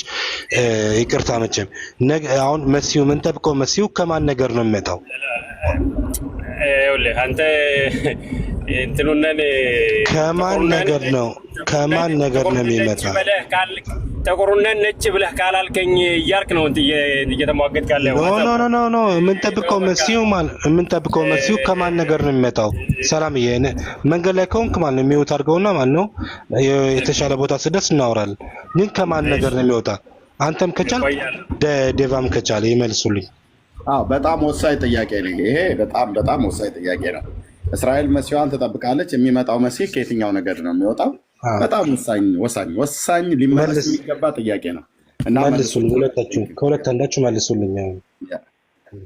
ተፋጠነን እንግዲህ እንፋጠናለን፣ ችግር የለም። ሰላም ነው በሲስ። እሺ ዴቫይ መልስልኝ። ከማን ነገር ነው የሚመጣው? ከየትኛው ነገር ዴቫ? መልስ እየጠበቅን ነው። መልስ ጥያቄ ስትነሳ ምን ነው ሁላችሁ ዝም አላችሁ? ይቅርታ እንደው የሆነ ነገር የልጆች ጥሩ ጥያቄ ነው። እኛም ብዙ ጊዜ የምንጠይቀው ነው። ተባረክ። ኖ በጣም እኔ ይሁዲ በሆነ ማለት በጣም ይሰለች አንዳንዴ ማለት የምሰማው ነገር ለማየው ነገር ጥሩ አይደለም። ኦኬ በጣም ወሳኝ ጥያቄ ነው። ሁለቱም ግን ዝም አሉ። አይ ቲንክ ሰላም ስልክ ገባበት። ለምሳሌ ዳዊት አለ አለው ከዳዊት ልጅ ልጅ ይወለዳል ነው የሚለው መሲሁ። ከዳዊት የልጅ ልጅ ይወለዳል። ከዳዊት የልጅ ልጅ ይወለዳል። ጥሩ ነው። የዳዊት የልጅ ልጅ ማን ነው? አሁን በዚህ ዘመን ባለንበት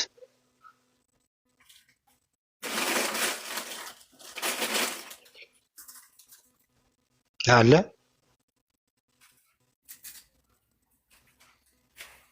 ቆይ እናንተ አሁን የምትጠይቁት ጥያቄ የዳዊት የልጅ አንተ ኖ ዳኒ አንተ በለኝ፣ ዴቫዬ አንተ በለኝ እናንተ አትበል። እኔ ማውራ የዳዊት የልጅ ልጅ የምትል ስም እንድነግርህ ትፈልጋለህ ወይስ ምንድን ነው? አይ ዘሩን ነው እንጂ ዘሩ ምናምን የሆነ ብቃያው ምናምን የሆነ እጅ ካለው ምናልባት ዘሩማ ይሁዲ እኮ ነው። አይ ሲጀምር ይሁዲ የሚባል ነገር መጽሐፍ ቅዱስ ላይ አልተጻፈም። ምንም አልተጻፈም። ይሁዲ የሚለውን ቃል ራሱ ለምን እንደገባ ምን አላውቀውም። የለም እንዴ ለምንድን ነው የሌለው? አይሁድ የሚለው ቃል ከየት መጣ? አይሁድ የሚል ቃል አለ? ለምን የለም? አለ። አይሁዳውያኖች የተባሉት ታዲያ ለምንድን ነው? አይሁዳውያኖች ይሁዲ የሚባል አለ ቃል ይሁዲ የሚል አለ?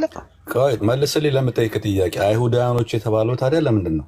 ወይ ደግሞ አይሁዳውያኖች እስኪ ቶራ ላይ ወይ ደግሞ የሆነ ቦታ እስኪ እንደው እኔ ኖ ሰላምዬ አለው በታኔ አልተውም መልስ እስከደረስ አይሁድ የሚለው ቃል ቆይ ለምን እኔ ልጠይቅህ? እስካሁን አንተ ስትጠይቀኝ ነበር፣ እኔ ደግሞ ልጠይቅህ። አይሁድ የሚለው ቃል ከየት ነው የመጣው? ማን ነው የሰየመው? አንተ ራሱ መልስልኝ። እኔ ጠየቅኩ። አይ አንተ ራሱ መልሼልሃለሁ። እስካሁን ጠይቀህ መልሼ ተራው የኔ ነው፣ መልስልኝ። ከጥያቄ አትጥፋ። መጠየቅ ብቻ ሳይሆን መመለስም ያስፈልጋል። ነው እናንተ የምትጠየቁትን ጥያቄ ሳትመልሱ ማለት ነው። ሌላ ለምንድን ነው ሌላ ከዛ እየመለስኩ ነው የምትጠይቀው ጥያቄ ሁሉ አትዝለል። ጥያቄ አትዝለል። መዝለል አይደለም። ሸቤት ዳዊት የሚባል አለ አሁን በእስራኤል ሀገር በዚህ ዘመን መልስልን። አሁን መመለስ አይደለም። እስካሁን ብዙ ጥያቄዎች ጠይቄ መልሶ አዳምጪኝ። አንቺ እስካሁን ብዙ ጥያቄ ጠይቆኝ መልሼለታለሁ። ለምን እሱ አይመልስልኝም? ብቻ ይመልስልሃል። እቺ መልስልንና አሁን እኔ ራሴ እንትን ስል ይመልስልሃል። አሁን ሸቤት ይሁዳ የሚባል አለ ወይስ የለም? መልስልን። ክርክር ውስጥ ገባችሁ። ጠለቅ ብለን እንከራከር ከተባለ መከራከር ይመጣል። ግን ለሚፈለገው ጥያቄና መልስ ነው። አሁን ሁሉን ነገር መልሰ ነበር። እችን ፖይንት ስትነሳ ለምን አትመልስም? አሁን ሸቤት ይሁዳ የሚባል ቅድም እኮ እችን ጥያቄ መልስና የመጨረሻ አላችሁ። አሁን ደግሞ ደገማችሁ። ስለዚህ እኔ አልቀጥልም። መልሱ እናንተ ራሳችሁ እኮ መልስ የለህም ማለት ነው። የለም ማለት ነው አይደል? አሁን ሸቤት ይሁዳ በዚህ ዘመን አሁን እንደምናውቀው ሸቤት ይሁዳ የለም። ሸቤት ቢንያሚን፣ ሸቤት ናፍታሊ አሉ የሉ? መለሰውልናል። በቃ ቀጥሉ። የለም እያለ ነው። ተባረክ።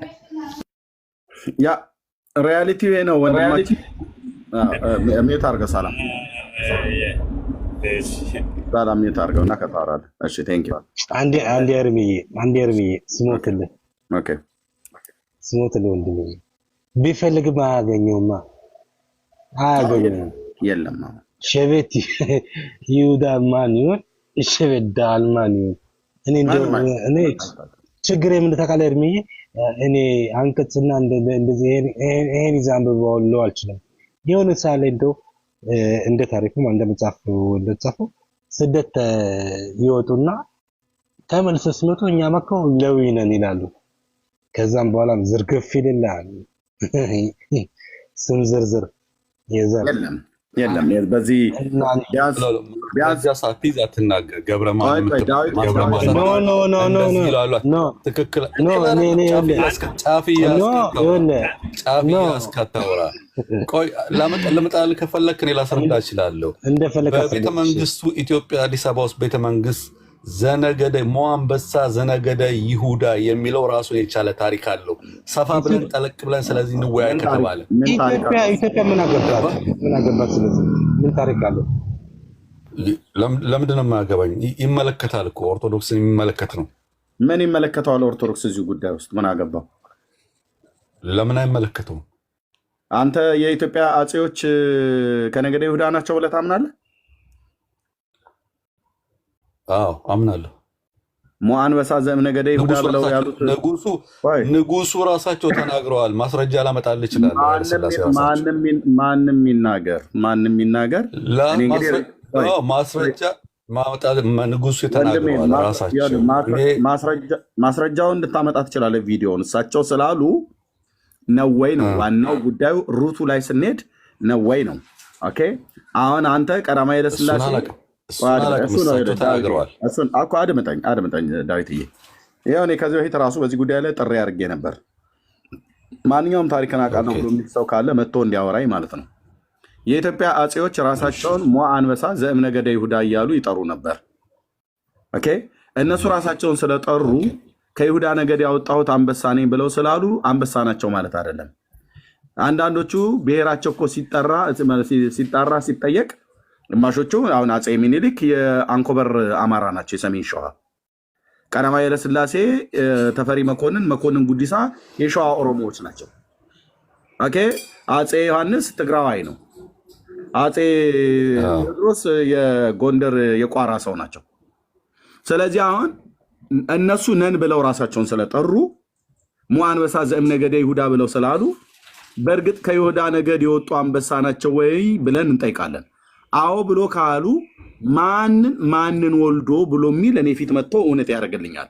ሩቱ ላይ ሚኒሊክ ምስክር መሆን አይችልም። ዳግማዊ ሚኒሊክ ምስክር መሆን አይችልም። ቀዳማዊ ሚኒሊክ ወይስ ዳግማዊ ሚኒሊክ? ዳግማዊ ሚኒሊክ ማለት ነው። አድዋ ላይ የተዋጉትን ማለት ነው። እሳቸው ምስክር መሆን አይችሉም። ለምን? ጥሩ እሳቸው ከነገደ ይሁዳ የወጣሁት አንበሳ ነኝ ብለው አሉ። ሞአንበሳ ብሎ የሚለውን ስላሉ ነው ብለው ካሉ ስለዚህ እሳቸው ሞአንበሳ እነዚህ አሁን እኮ የጠራሁልህ ሞአንበሳ ዘእምነገደ ይሁዳ እያሉ ራሳቸውን ይጠሩ ነበር። ራሳቸውን ስለጠሩ ግን ሩቱ ከነገደ ይሁዳ ነው፣ ከይሁዳ ነገድ የወጣሁት አንበሳ እኔ ነኝ ነው ብለው እያሉ የጠሩት ማለት ነው። ግን ከነገደ ይሁዳ ከንጉሥ ሰለሞን የተወለደው ሚኒሊክ እሱ ጋር ልመጣልህ ነው። ዝርያው አልተቀላቀለም። ያንን ምክንያት አድርገው ለዚህ የተናገሩ ሊሆን ይችላል። ሰለሞን ብራዘር ሚኒሊክ የሚባል ልጅ አልወለደም። እሱ ጋር ነው ሩቱ ጋር መምጣት አለብን ብሎ የሚለው። ይሄን ታሪክ እኔ በጣም ብዙ ጊዜ ጥሪ አድርጋለሁ። አንድም የቀረበ ኦርቶዶክሳዊ ሰው የለም። ካለም አይሁዳዊም ካለ ይምጣና በእውቀት ይሞግተኝ። በሰለሞን ዘመነ መንግስት አይደለ ንግስቲቱ የሳባ ንግስት ነው አይደል የተባለው? የሳባ ንግስት የማ ንግስት ነች ነው ብለህ የምታምነው አንተ? የኢትዮጵያ ንግስት ናት። የኢትዮጵያ ንግስት ናት። ግልጽ ነው። እየቀለድክ እንዳይሆን። ለምን? የምን ንግስት ናት አለ? የሳባ ንግስት ማለት ሳባ ኢትዮጵያዊት ናት። የማ ንግስት ናት? ኢትዮጵያዊት ናት እኮ። ስሟ ነው ሳባ። ንግስተ ሳባ ነው የምትባለው እኮ። ስሟ ነው ሳባ።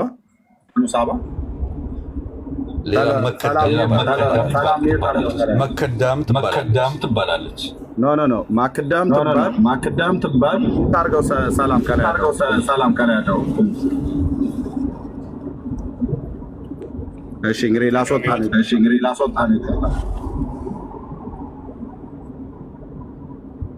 ኦኬ ሚዩትን መደረግ ስላልቻል ካስወጥቻለሁ። ተመለሰ ከገባህ ሚዩት አድርገው።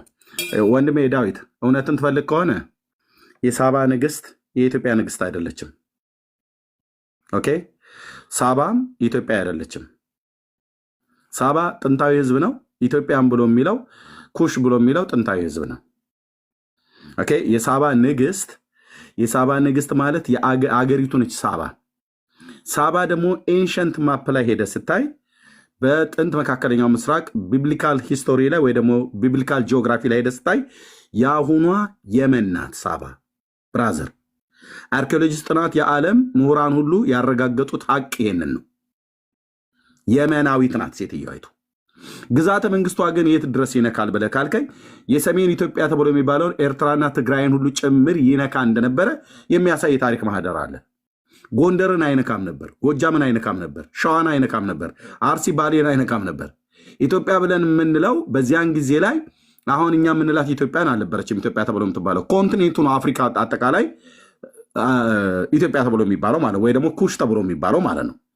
ስለዚህ የሳባ ንግስት የኢትዮጵያ ንግስት ናት ብለው የሚሉት ሰለሞን ከወለደ በኋላ ንግስቲቱ ወደ ሰለሞን ሄዳ ሰለሞን አስረግዟት ከዛ መጣች ቀዳማዊ ሚኒሊክ ወይ በይነ ልህም እሱ ተወለደ ተብሎ ይባላል።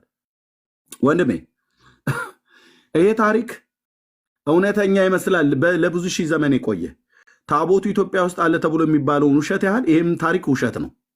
እውነት ነው ብሎ የሚል ሰው ካለ እኔ 10 ዓመት እኮ ተናገርኩኝ። 10 ዓመት አንዳቸውም ደፍረው የቀርበው የተከራከረው ኦርቶዶክሳዊ የለም። ለምን? ታሪኩ ውሸት ስለሆነ። ይህን መጽሐፍ ብቻ ብታነብ እዚህ ጋር ማሳየን መጽሐፍ ትልቁ ላይ ለሆነ አስችዬ በጣም ይቅርታ የዳዊት መንግስት ኢትዮጵያ መጥቷል ብሎ የሚለው እስራኤልን እኮ ባዷን ያስቀሯት እንደነሱ ከሆነ ማለት ነው። ታቦቱም ጽላቱም አዛውንቱም መንግስቱም እኛ ጋር ነው ብሎ የሚሉት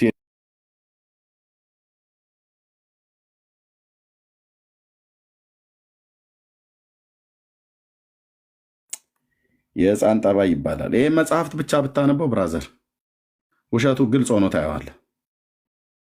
የመጽሐፍ ቅዱስን ታሪክ ካወቅ፣ የእስራኤልን ነገስታት ታሪክ ካወቅ፣ የመጽሐፍ ቅዱስን ማለት የጥንት መካከለኛው ምስራቅ እስራኤልን ታሪክን ካወቅ፣ በተለይ የይሁዳና የእስራኤልን ነገስታት ታሪክ ካወቅና የኢትዮጵያ ነገስታትን ታሪክ ካወቅ፣ ዘመናትን የምታውቅ ከሆነ ይህን መጽሐፍ ስታነበውና ከእስራኤል ታሪክ ጋር ስታገናኘው ሰማይ ከምድር እንደሚርቅ ቃል ታሪኩ። ኦኬ፣ ስለ መረጃው አመሰግናለሁ።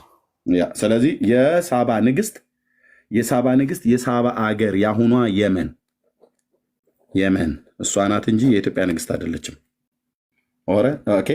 ስለዚህ የበይነልህም የተባለው ሰው እየተወለደ ተብሎ ኢትዮጵያ ውስጥ መጥቶ አደገ፣ ከዛ ወደ ሰለሞን ሄደ ተብሎ የተባለበት ዘመንን ስደምረው ብራዘር ታሪኩን ራሱ ስደምረው ኦርቶዶክስ በዚህ ውስጥ ባለችው ስትደምረው ሰለሞን ከሞተ ከ7 ዓመት በኋላ ነው ልጁ ወደ ኢየሩሳሌም ሄደ ተብሎ የሚባለው። እንዴት አሳፋሪ መሰላችሁ ወንድሞች እናቶች። በጣም ብዙ ዘመን ቀጥቅጬ የተናገርኩበት ነው እያሳየው ካሜራ ከፍቼ። ኦኬ። ሰለሞን መቼ ነው የነገሰው? ንግስቲቱ ወደ ሰለሞን ጋር ስትሄድ ሰለሞን በእስራኤል ላይ ከነገሰ ስንት ዓመት ነበረ? ቤተ መቅደሱን ሰርቶ ጨርሷል ወይ? ቤተ መቅደሱን ለመስራት ስንት ዓመት ጨረሰበት? ይህንን ሁሉ አብረህ ስትደምረው ብራዘር ሰለሞን ከሞተው በኋላ በይነልህም የተባለው ከንግስቲቱ ከሳባ የአባቴን ሀገር ወደ ኢየሩሳሌም ሊሄድ ብሎ ሄደ። እዛ ከሄደ በኋላ እስራኤል ለሁለት አንገዛም ብሎ አለ። ከዛ ደግሞ ልጁን ወደ ኢትዮጵያ ሊመልሰው ሲል አንዴ ታቦቱን ስጦታ አድርጎ ሰጠው ይላሉ። ሰለሞን ስጦታ አድርጎ ሰጠው እና ሌዋውያን ካህናት የእስራኤል በኩር የሆኑቱ በሙሉ እንዲሄዱ አዘዘ ይላል። ደግሞ እዚሁ መጽሐፍ ላይ ሰጠ ብሎ ካሉ በኋላ ደግሞ እዚሁ መጽሐፍ ላይ ደግሞ ሰለሞን ሳያቅ ታቦቷን ሚካኤል የሚባል መልአክ ከሰማይ መጣና በቅጽበት ዓይን አድርጎ ካህኑ ሳዶቅንና ኤልሜያኖስን ማክሪንና ማነው የሚባለውን አንቃ ብሎ አለው። የካህኑ የሳዶቅ ልጅ አዛሪያስ ማለት ነው። ከዛ ታቦቱን ሰርቀውት በሚካኤል መሪነት እነ ሰለሞንና እነ ናታን ንጉሱ ሰለሞን እና ናታን እና ካህኑ ራሱ ሳዶቅ ሳያውቁ 3 ቅቡዓን አገልጋዮች ሳያውቁ ታቦቱ ተሰርቆ ወደ ኢትዮጵያ መጣ። እዚህ ጋር ደግሞ በስጦታ መጣ ይላል። እዚህ ጋር በስርቆት መጣ። እግዚኦ እናቱ የወለደችው ኦርቶዶክሳዊስት መጥቶ የሳባ ንግስት ታቦቱን ወደ ኢትዮጵያ የመጣው በምንድን ነው ይላል። ያሳዩን ይህን መጽሐፍ የኢትዮጵያ ቋንቋዎችና ጥናት ምርምር ማዕከል አዲስ አበባ ዩኒቨርሲቲ ከየት አምጥቶ ነው የጻፈው? ከቤተ ክርስቲያን የተወሰደው።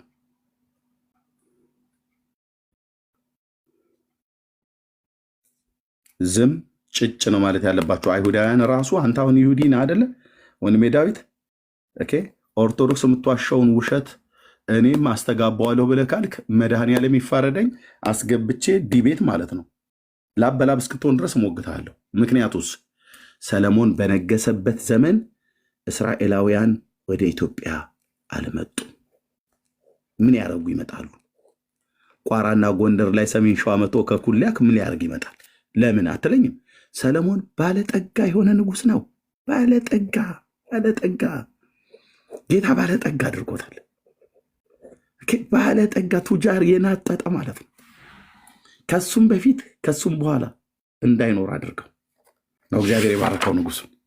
ምን ያደርግ ይመጣል ቋራ ላይ ይህ የእስራኤል ህዝብ። አንደኛ ህዝብ ከሀገር ሀገር የሚሰደደው ወይ ጦርነት ወይ ድርቅ ችግር ሲኖርበት ነው። በሰለሞን ዘመነ መንግስትስ በእስራኤል ታሪክ ወርቃማው ዘመን የሚባለው የሰለሞንና የዳዊት ዘመን ነው። በተለይ የሰለሞን በዳዊት ዘመን ጦርነት ነበረበት እስራኤል ከፍልስጤም ጋር ሲዋጋ በዛ ብሎ ሲል በዚህ ብሎ ሲል ከአሞናውያን ጋር ሲዋጋ። በሰለሞን ዘመን እናቴ ሰላም ነው። ራሱ ስሙ ይዲዲያ ነው። በነቢዩ በናታን በኩል ጌታ ይዲዲያ ብሎታል። የሰላም ሰው ነው። ሁሌ እናገረዋለሁ። ሰላምን ስለሰጠው አንደኛ ሰላምን ሰጥቶታል ጌታ፣ እረፍት ሰጥቶት ነበር በዙሪያው። ሁለተኛ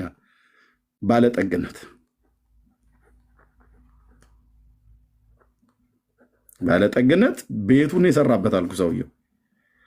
በሰለሞን ዘመን ብር አይቆጠርም ነበር ይባላል። የነ ቢልጌትና የነ ምናምን ይቆጠራል፣ ይታወቃል። ስንት ቢሊየን ዶላር እንዳላቸው ማለት ነው። የሰለሞን አይቆጠርም። መክብብ ላይ እንደዛ ነው ብሎ የሚለው። በሰለሞን ዘመን ብር አይቆጠርም፣ ወርቅ አይቆጠርም። ሰላሙንም ስለሰጠው ገንዘቡንም ስለሰጠው፣ ያው ሰላም ስላለ ረፍት አለ፣ ገንዘቡንም ስለሰጠው። ለዚህ ነው ሁሌ እናገራለሁ ወንድማችን ወይ በእድሜው ምርቀት አባት ስለሆነ አባታችን ሰለሞን ከእህቶች ጋር ቢዚ የነበረው በዚህ ምክንያት ነው። መብላት ነው፣ መጠጣት ነው፣ ባለጠግነት አለ፣ ወይን አለ፣ አትክልትን ተክሏል፣ ኤደን ገነት አድርጎታል። ሰላም አለ፣ ጦርነት የለ፣ በሀገር ውስጥ ረብሽ የለ፣ በውጭ እንትን የለ። እና ወንድማችን ሶል ሆዬ እያየ ከሞዓባውያን እስኪ አምጣት ያችን ይላል፣ ያስመጣል። እንደ ከረቤላ ይመጣል፣ ቁጭ ያረጋታል እዛው። ያችን ደግሞ ከግብፅ እስኪሄዱና አምጡልኝ ይላል፣ ያመጣል። እና ወንድማችን እህቶችን ቢዚ ነበር ከእንደዚህ ያለ እህቶች ጋር ጌታ ባለጠግነትና ሰላምን ስለሰጠው ማለት ነው። ወርቃማ ዘመን ነው። ሁለተኛ ሰርቶ የጨረሰው የጌታ ቤት ነበረ። በአምቦ ድንጋይ አይደለም የሰራው። እንደምታውቁት ያው ቤቱ በጣም ያማረ ቤት ነው። ግርግዳው ወርቅ፣ ታቦቱ ወርቅ፣ የህብስት ገበታው ወርቅ፣ የዕጣን መሰዊያ ወርቅ፣ መቅረዙ ወርቅ፣ ሁሉ ነገር ወርቅ ማለት ነው። ቤቱ ራሱ ያስፈራሃል። የጌታ እንኳን ክብር ባይኖርበትም ቤቱ ራሱ ከወርቅ መሰራቱ ያስፈራል። እንደሱ አይነት ቤት እዚህ ፕላኔት ላይ አልተሰራም። በዛ ላይ ጌታ ተጨምሮበት ይታይህ። ደመናው ቤቱን ሞልቶታል። የእግዚአብሔር ግሎሪ ምድሪቱ ላይ አለ እና ዓለም ለሰለሞን ሰላምን ብቻ አይደለም የሰጠው፣ ባለጠግነትን ብቻ አይደለም የሰጠው። እዚህ ጋር የረሳሁት ጥበብ። ሰውየው ዝም ብሎ ሲያወራ አፍህን ነው የሚያስፈዝዝህ፣ ፍዝዝ ነው የሚያደርግ። እነዚህን ሁሉ ሴቶች በቃ ጥበበኛ ሰው ነው። ጌታ ጥበብን ሰጥቶታል። እና ነገስታት ሁሉ እሱን ለመስማት ከምድር ዳርቻዎች ጉዞ ወደ ኢየሩሳሌም ከባቢሎን ከአሶር ከምናምን ይመጣል፣ ከየመን ይመጣል፣ ከግብፅ ይመጣል፣ ከሞዓብ ይመጣል፣ ከአሞናውያን ይመጣል፣ ከኤዶምያስ ይመጣል፣ ከአሶራውያን ይመጣል፣ ከሶሪያ ይመጣል፣ ከፍልስጤም ይመጣል። የማይመጣ የለም። ከባህር ደሴቶች ይመጣሉ ሰለሞንን ለማየት በኢየሩሳሌም። እና በዚህ ዘመን ላይ የኢትዮጵያ ንጉሥ ቀዳማዊ ምኒልክ ሰለሞን ዘንድ ሄዶ እናቱ ወለደችው። ከዛ እሱ ደግሞ ሲሄድ የእስራኤልን በኩር ሂዱ ብሎ የእስራኤልን በኩር ደግሞ አዘዝ ይላል። ምን ጥልቅ አድርጎት የእስራኤልን በኩር። የእስራኤል በኩር ለማን እንደሆነ ታውቃለህ? ለኢትዮጵያ አይደለም የተሰጠ የእስራኤል በኩር። እናንተ ሰዎች አትጣሉኝ። ከመጣችሁ የምትጣሉኝ ከሆነ በደንብ አድርገህ ተጣላኝ በእውቀት። የእስራኤል በኩር ለማን ነው የሚሰጠው? ለኢትዮጵያውያን፣ ለአሕዛብ። እንዴት ሆኖ? ማን ያለው? ዘጸአት 13 1 እግዚአብሔርም ሙሴ እንዲህ ብሎ ተናገረው፣ በእስራኤል ልጆች ዘንድ ከሰውም ከማኅፀንም ማኅፀንን የሚከፍት በኩር ሁሉ ለኢትዮጵያውያን ቀድስልኝ የኔ አይደሉምና ይላል ወይ ወገኖቼ? አይልም። ታዲያም ደግሞ የሚለው እግዚአብሔር ሙሴን እንዲህ ብሎ ተናገረው፣ በእስራኤል ልጆች ዘንድ ከሰው እስከ እንስሳ ማኅፀንን የሚከፍት በኩር ሁሉ ለእኔ ቀድስልኝ የኔ ነውና።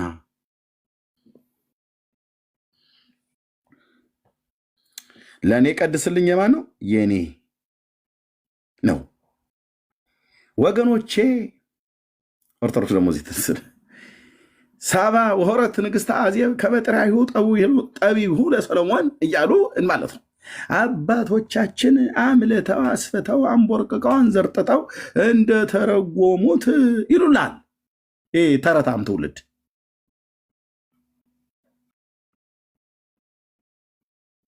እና እሺ እንደተረጎሙት ወሆረት ንግሥተ አዜብ ብሏልና የአዜብ ንግሥት ተነስታ የሰለሞንን ዝና ሰምታ ከዚህ ከኢትዮጵያ ተነስታ ኧረ አይልም ያዘው ፍሬኑን ብራዘር ከኢትዮጵያ ተነስታ ይላል አይልም። ከምድር ዳርቻ ነው መጣች ብሎ ያለው ጌታ። እንኳን የምድር ዳርቻ የተባለው ምንድነው? ኢትዮጵያ ነች የምድር ዳርቻ የተባለችው አይደለም። የምድር ዳርቻ የተባለው ወይት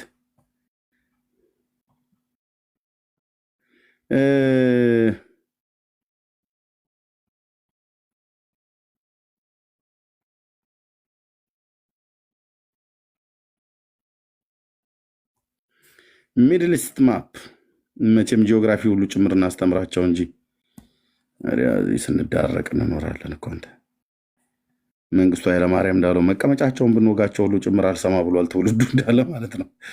ያን ያህል የቀረን መቼም በእግዚአብሔር ቃል ያልተናገርን የለም። የመን ኦኬ፣ የምድር ዳር ማለት ይሄ ነው ብራዘር። ሳባ ይሄ ምድር ነበር ወንድሞች እናቶች። የአሁኑ የመን የተባለው ነበር። ኤንሸንት ማፕ ላይ እሱ ነው ትክክለኛ። በአርኪኦሎጂስትም ቤተ መንግስቷ እዚህ ነው ያለው። የንግስቲቱ የተገኘው በአርኪኦሎጂስት ጥናት። መቼም እንግዲህ ነጮቹ ደደቦች ናቸው እኛ ብቻ የምናውቀው ካላልን በስተቀር እዚህ ነው ያገኙት። እሺ አርኪኦሎጂስት ምሁራን በዓለም ያሉት ጉግል አድርጉና ወንድሞች እናቶች፣ ትክክለኛው ቴምፕል እዚህ ነው የተገኘው። ሶሪ ቤተ መንግስቷ ፓላሷ እዚህ ነው የተገኘው። የምድር ዳርቻ ማለት ይኸው የመን አይደለ? የምድር ዳርቻ ያስባለው ምንድን ነው? ከየመን ተነስተ በዚህ በሱድ አረቢያ አድርገህ በሚዲያም በኩል አድርገህ እዚህ ጋር ኤዶሚያስ አለ። ከዛ ኤላት ከተማ በዚህ ትገባለህ። ከዛ በዚህ በዴድሲ በኩል ሰንጥቃው ትሄዳለህ ማለት ወደ ኢየሩሳሌም።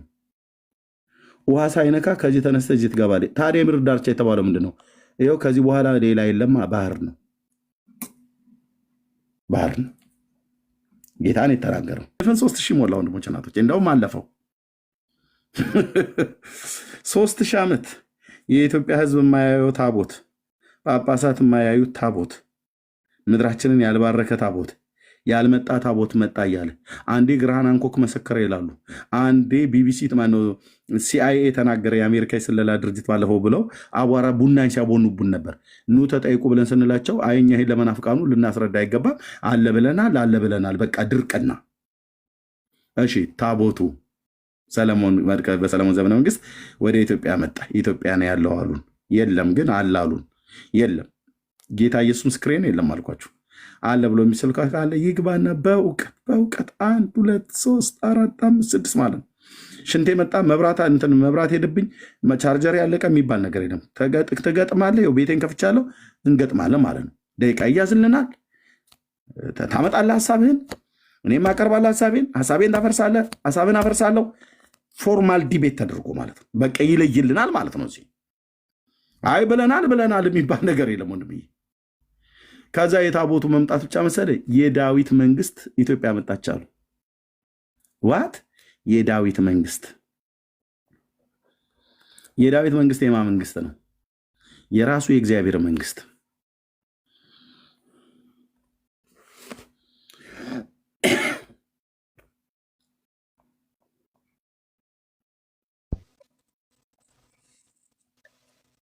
ኤርሚ ሽፍት እንደናደርግ ያለበት ሀሳብ የዳዊት መንግስት ተሰርቆ መጣ ተብሎ የተባለ መንግስት አሁንም በዳዊት ልጆች እጅ የሚሆነውን የእግዚአብሔር መንግስት ልትቋቋሙ ታስባላችሁን? ግን ከፍ ብዬ ላንብበው፣ ከአንድ ጀምሮ ላንብበው። እሺ ንጉሱ ኢዮርብዓም በነገሰ በ18ኛው ዓመት አብያ በይሁዳ ላይ ንጉስ ሆነ። 3 ዓመት በኢየሩሳሌም ላይ ነገሰ። የእናቱ ስም ማኪያ ነበር። የገባአ ሰው የኡርኤል ልጅ ነበረች።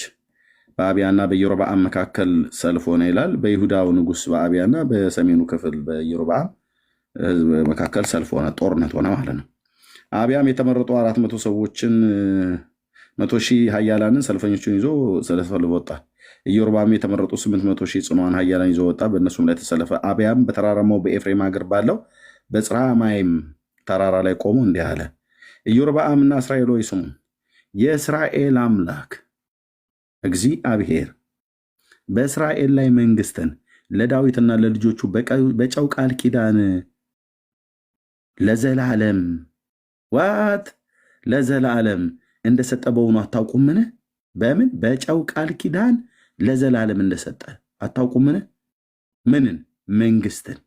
የእስራኤል አምላክ መንግስትን ለዳዊትና ለልጆቹ የሰጠው መንግስት የማ መንግስት ነው? ቁጥር 13 የሰጠው መንግስት እግዚአብሔር ለዳዊትና ለልጆቹ የሰጠው መንግስት ማነው? ቁጥር 8 ላይ ማለት ዳዊትና ለልጆቹ የሰጠው መንግስት አሁንም በዳዊት ልጆች እጅ የሚሆነውን የእግዚአብሔርን መንግስት ልትቋቋሙ ታስባላችሁን?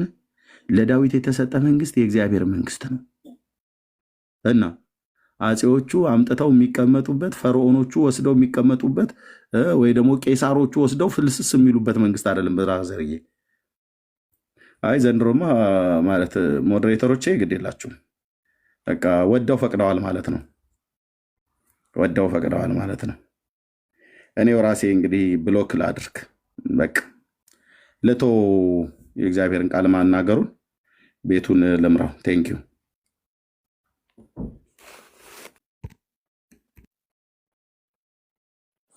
ኤርሚ ታች ያረኩ ነው ያነሳችሁ።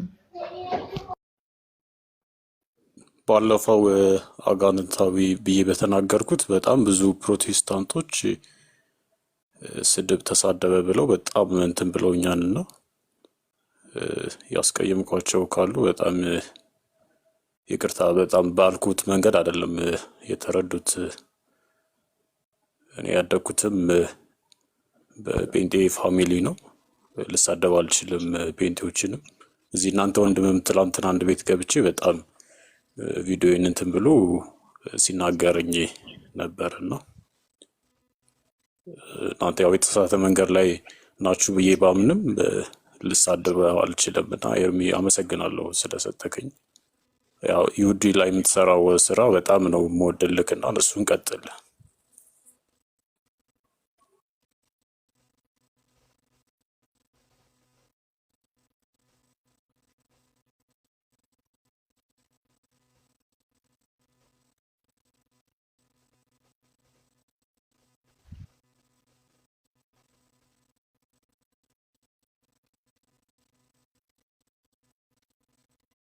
ዝም አላችሁ ምንድን ነው? ሳይንት ሰላም ነው? እያወራሁ እኮ ነው። አይገርምም? እያወራሁ እኮ ነው። እንዴ ዝም ሲሉ ምን ሚዩት አድርጌ እያወራሁ እኮ ነው ለወንድማችን። ቴንኪ ወንድሜ፣ ኦርቶዶክሳዊ ወንድሜ። አይዶ ነው እንግዲህ ምን ብለህ እንደተናገርክ አይዶ ነው። ግን እንግዲህ ሰው አንዳንዴ ኢሞሽናል ሲሆን ሊናገር ይችላል። ተናገረንም እናውቃለን። ለተጸጸትንበት ነገር ደግሞ ይቅርታ መጠየቅ በሳልነት ነው፣ አግባብ ነው እና ቴንኪው። ጌታ እግዚአብሔር ዘመንን ይባርክ። መጽሐፍ ቅዱስን እናንብብ። የእግዚአብሔር ቃል ብሎ የሚለውን ማለት ነው። በግራም ነፈሰ ቀኝ አይሁድ የሚሆን አሕዛብ፣ የተማረ የሚሆን ያልተማረ፣ ማንም የሚሆን ማንም በክርስቶስ ኢየሱስ ንስሐውንና የኃጢአት ይቅርታውን ካላገኘ ዘላለሙ ይበላሻል፣ ዘላለሙ ይጠፋል። ታሪክ በጣም ብዙ ነገር ይላል። በታሪክ በጣም ብዙ ነገር ብለውናል። መጽሐፍ ቅዱስ ብዙ የሚለን ደግሞ አለ። ከማናቸውም ሰዎች ታሪክ ይልቅ የመጽሐፍ ቅዱስ እውነት በጣም ሚዛን ይደፋል። እውነትም ነው ደግሞ ለእግዚአብሔር ቃል ነው መታዘዝ ያለብን። ስለዚህ ወንድሞችና እህቶች በቃ ምንም ከአይሁዳውያንም ጋር አውርቻለሁ። ከዚህ በፊትም በጣም ብዙ ጊዜ አውርተናል። እግዚአብሔር አምላክ ይባርካቸው። እየተነጫነጩም እየተሳደቡም እኛም እየተነጫነጭን አንዳንዴ ሲያናድዱንም እንደው ዝም ብለን ጎንተልም ጭምር እያደረግናቸው ግን ተነጋግረናል፣ እንነጋገራለን። ለወደፊት ብዙ አይሁዳውያን ወንድሞች ስላሉ ደግሞ በዚህ ውስጥም ደግሞ ጌታ እግዚአብሔር ደግሞ ለመዳን የሚሆን ንስሐን ሰጥቷቸው ደግሞ ጌታን የተቀበሉ ብዙ አሉ። ስለነሱም እግዚአብሔርን እጅግ አድርገን እናመሰግናለን። በጣም የሚተጉ በእውነት በዘመኑ አሁን ባለው ዘመን መከራን ስደትን እየተቋቋሙ እንደ ወንድማችን እንዳስቺ አይነት እህቴ ሰላም እየዚህ ያለች በጣም ብዙ እህቶች አሉ አይሁዳውያን እና ጌታን የሚያምኑ ግን በዘራቸው ግን እስራኤላውያን የሆኑ ማለት ነው። እና ለእስራኤልም ሕዝብ ደግሞ እንጸልይለት ልንራራለት ነው የሚገባው። የእውነት ምክንያቱም አንድ ሰው ለዘመናት ሲጠብቀው የነበረውን ለብዙ ዘመን ሲጠብቀው የነበረውን ነገር ሚስ ሲያደርገው ሲያጣው ሲተላለፍ ከዚህ የበለጠ ነገር የሚያሳዝን ነገር የለም። እስራኤል መሲዋን ትጠባበቃለች እስካሁን ድረስ። ግን መቼ እንደሚመጣ አያውቁም። እንዴት እንደሚመጣ አያውቁም። ለምን ዓላማ እንደሚመጣ አያውቁም። ከየት እንደሚመጣም አያውቁም። አንዳንዶቹ ከነገደ ይሁዳ ይበሉ እንጂ መቼ እንደሚመጣ እንዴት እንደሚመጣ ለምን ዓላማ እንደሚመጣ የሚመጣበት ምክንያት መጥቷል ወይ ሄዷል ወይ አልመጣም ወይ መቼ ነው የሚመጣው ብሎ የሚለውን አንዳቸውም አያውቁም። ቅድም ወንድማችን በጣም አንድ ጥያቄ ወሳኝ ጥያቄ ጠየቀ። ከዚህ ቤትም ጠይቀናል። ገበርባሬው ማለት ነው። አሁን እስራኤል መሲዋን ትጠብቃለች። መቼ ነው ግን የሚመጣው መሲሁ?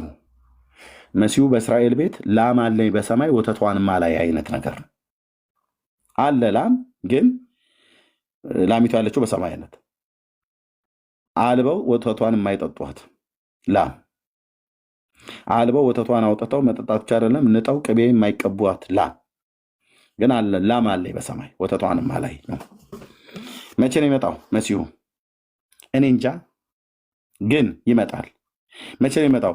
የአይሁድ ህዝብ አንድ ሲሆን ወንድም የሚዩት አድርገው የአይሁድ ህዝብ አንድ ሲሆን ይላሉ። የአይሁድ ህዝብ መቼ ነው አንድ የሚሆነው? በምንድን ነው አንድነት ውስጥ የፖለቲካ አንድነት ነው ወይስ የሃይማኖት አንድነት? የሃይማኖት አንድነት ከተባለ አምስቱ ብሔረ ኦሪትን የሚቀበሉና ሌሎች የነቢያትን መጽሐፍት የሚቀበሉቱ እርስ በርስ ምንድነው በቃ አይጥና ድመት ናቸው። አይስማሙም።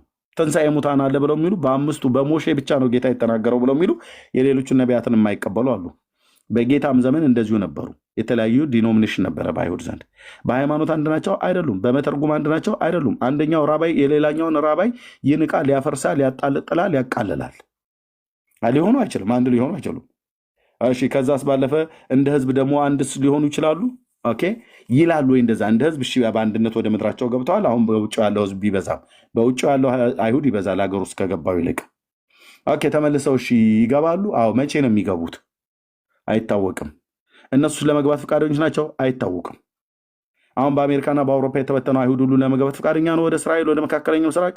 አብዛኞቹ ፈቃደኞች አይደሉም። ምክንያቱም ባሉበት ምድር ላይ ተስማምቷቸው ሀብት ንብረታቸው መስርተው ይኖራሉ። ለእነሱ አስገዳጅ የሆነ ወይ መከራ ካልመጣ በስተቀር ወደ ምድራቸው አይገቡም። እና ምን ይላሉ? የአይሁድ ህዝብ አንድ በሚሆን ሰዓት ላይ አስቀድሞ ኤልያው ነቢይን እጠራለሁ ብሏል። ይመጣል። ኤልያው ነቢይ እኮ መጣ። ቆየ ከመጣ ወድሞች ራቶች ቆየ ከመጣ የዛሬ 2000 ዓመት እኮ መጣ ኤልያው ነቢይ። በሱ መንፈስ የተነሳ ታላቅ የእግዚአብሔር ሰው እኮ መጣ። ኦኬ። ስለዚህ ኤልያው ነቢይ ከመገለጡ በኋላ መሺያው እንደሚገለጥ የተናገረ የብሉይ ኪዳን ነቢያት ሚልኪያስ የተናገረው ቃል ግጥምጥም እኮ አለ። ከዘካርያስ ቤት የተወለደው ዮሐና የተባለው ነበር። እሱ ነበር እውነተኛው በኤልያው ነቢይ መንፈስ የተነሳው ማለት ነው። ኢሻያው የተናገረለት ምዕራፍ 40 ላይ በተለይ በምድረ በዳ የሚጮህ ሰው ድምፅ ብሎ ያለው ያ ሰው ተገለጠ ከምድረ በዳ ማለት ነው። በዮርዳኖስ ያጠምቅ ነበር። መልእክተኞች ካህናት ላኩበት። አንተ መሺነ ማን ለምን እንደምታጠምቀው ብለው ማለት ነው። እና እስራኤል አለቅስላታለሁ በውስጤም በውጭም ያለ ስስት የእውነት ለምን ሊያጡት የማይገባውን አጡት፣ ሊተላለፉት የማይገባውን ተላለፉት። ወንድሞች የሚዩት አድርገው ሊተላለፉት የማይገባውን ተላለፉት፣ ሊያጡት የማይገባውን አጡት፣ ሚስ ሊያደርጉ የማይገባውን አደረጉት። እሱም ጌታ ጋር ያላቸው በዘመን ተላለፉ። ለመጎብኛሽ የሆነውን ዘመን አላወቅሽምና ብሎ አላት። የመጎብኛሽን ዘመን አላወቅሽምና ለሰላሟ የሚመጣውን ጌታ ግን አሳልፋ ሰጥታ ለአሕዛብ ገደሉት። አሁን አንድ የሚጠበቅ መሺህ አለ በእስራኤል የሚመጣ በኢሻያው 28 ላይ የተጻፈ ሰውየው ሰው ነው፣ ላዩ ላይ ግን የሚሰራበት ሞት ነው። ሲኦል ነው ሰውየው ራሱ። የአመፅ ሰው ነው። ኢሻያው ተናግሯል። እስራኤል በእልልታና በጭብጨባ በሆታ ትቀበለዋለች ሲመጣ። ያ ሰው ግን መጨረሻው ጥፋት ነው። የእግዚአብሔርንም ሕዝብ ያጠፋል። ለ42 ወር ለ3 ዓመት ከ6 ወር ይፈራረማሉ። ይሄ በሚሆን ሰዓት ላይ እኛ እዚህ ምድር ላይ አንኖርም፣ ወደ ጌታ እንሄዳለን። በዚያ ዘመን የሚኖር ትውልድ ግን በዚህ ሰቆቃ ውስጥ ያልፋል። አይሁድም ይሁን ማንም ከዚህ ሰው ጋር የሚደረግ አግሪመንት ሰላምን ፈጥረው ለ6 ወር ለ42 ወር ቆይታ ያደርጋሉ።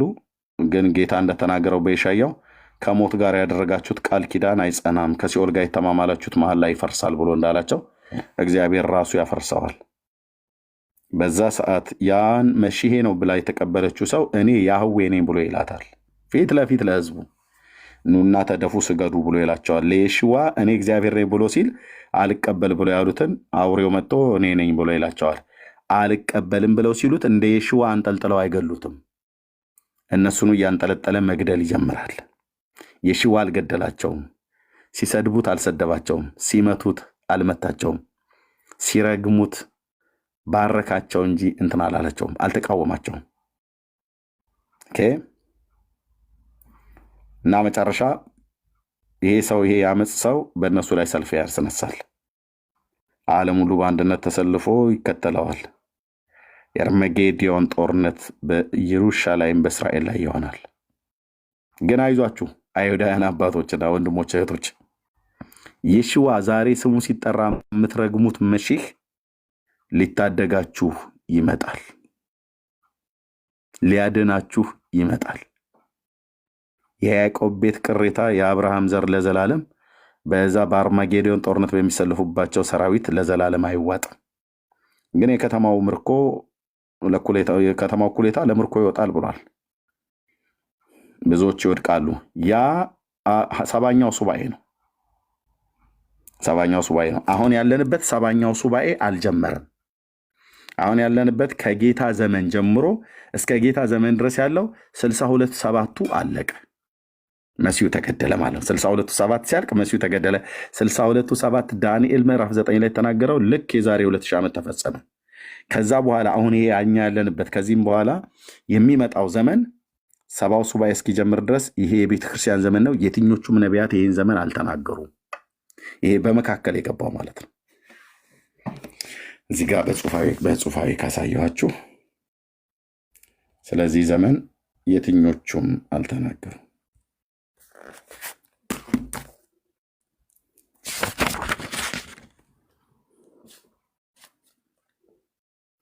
ከዳንኤል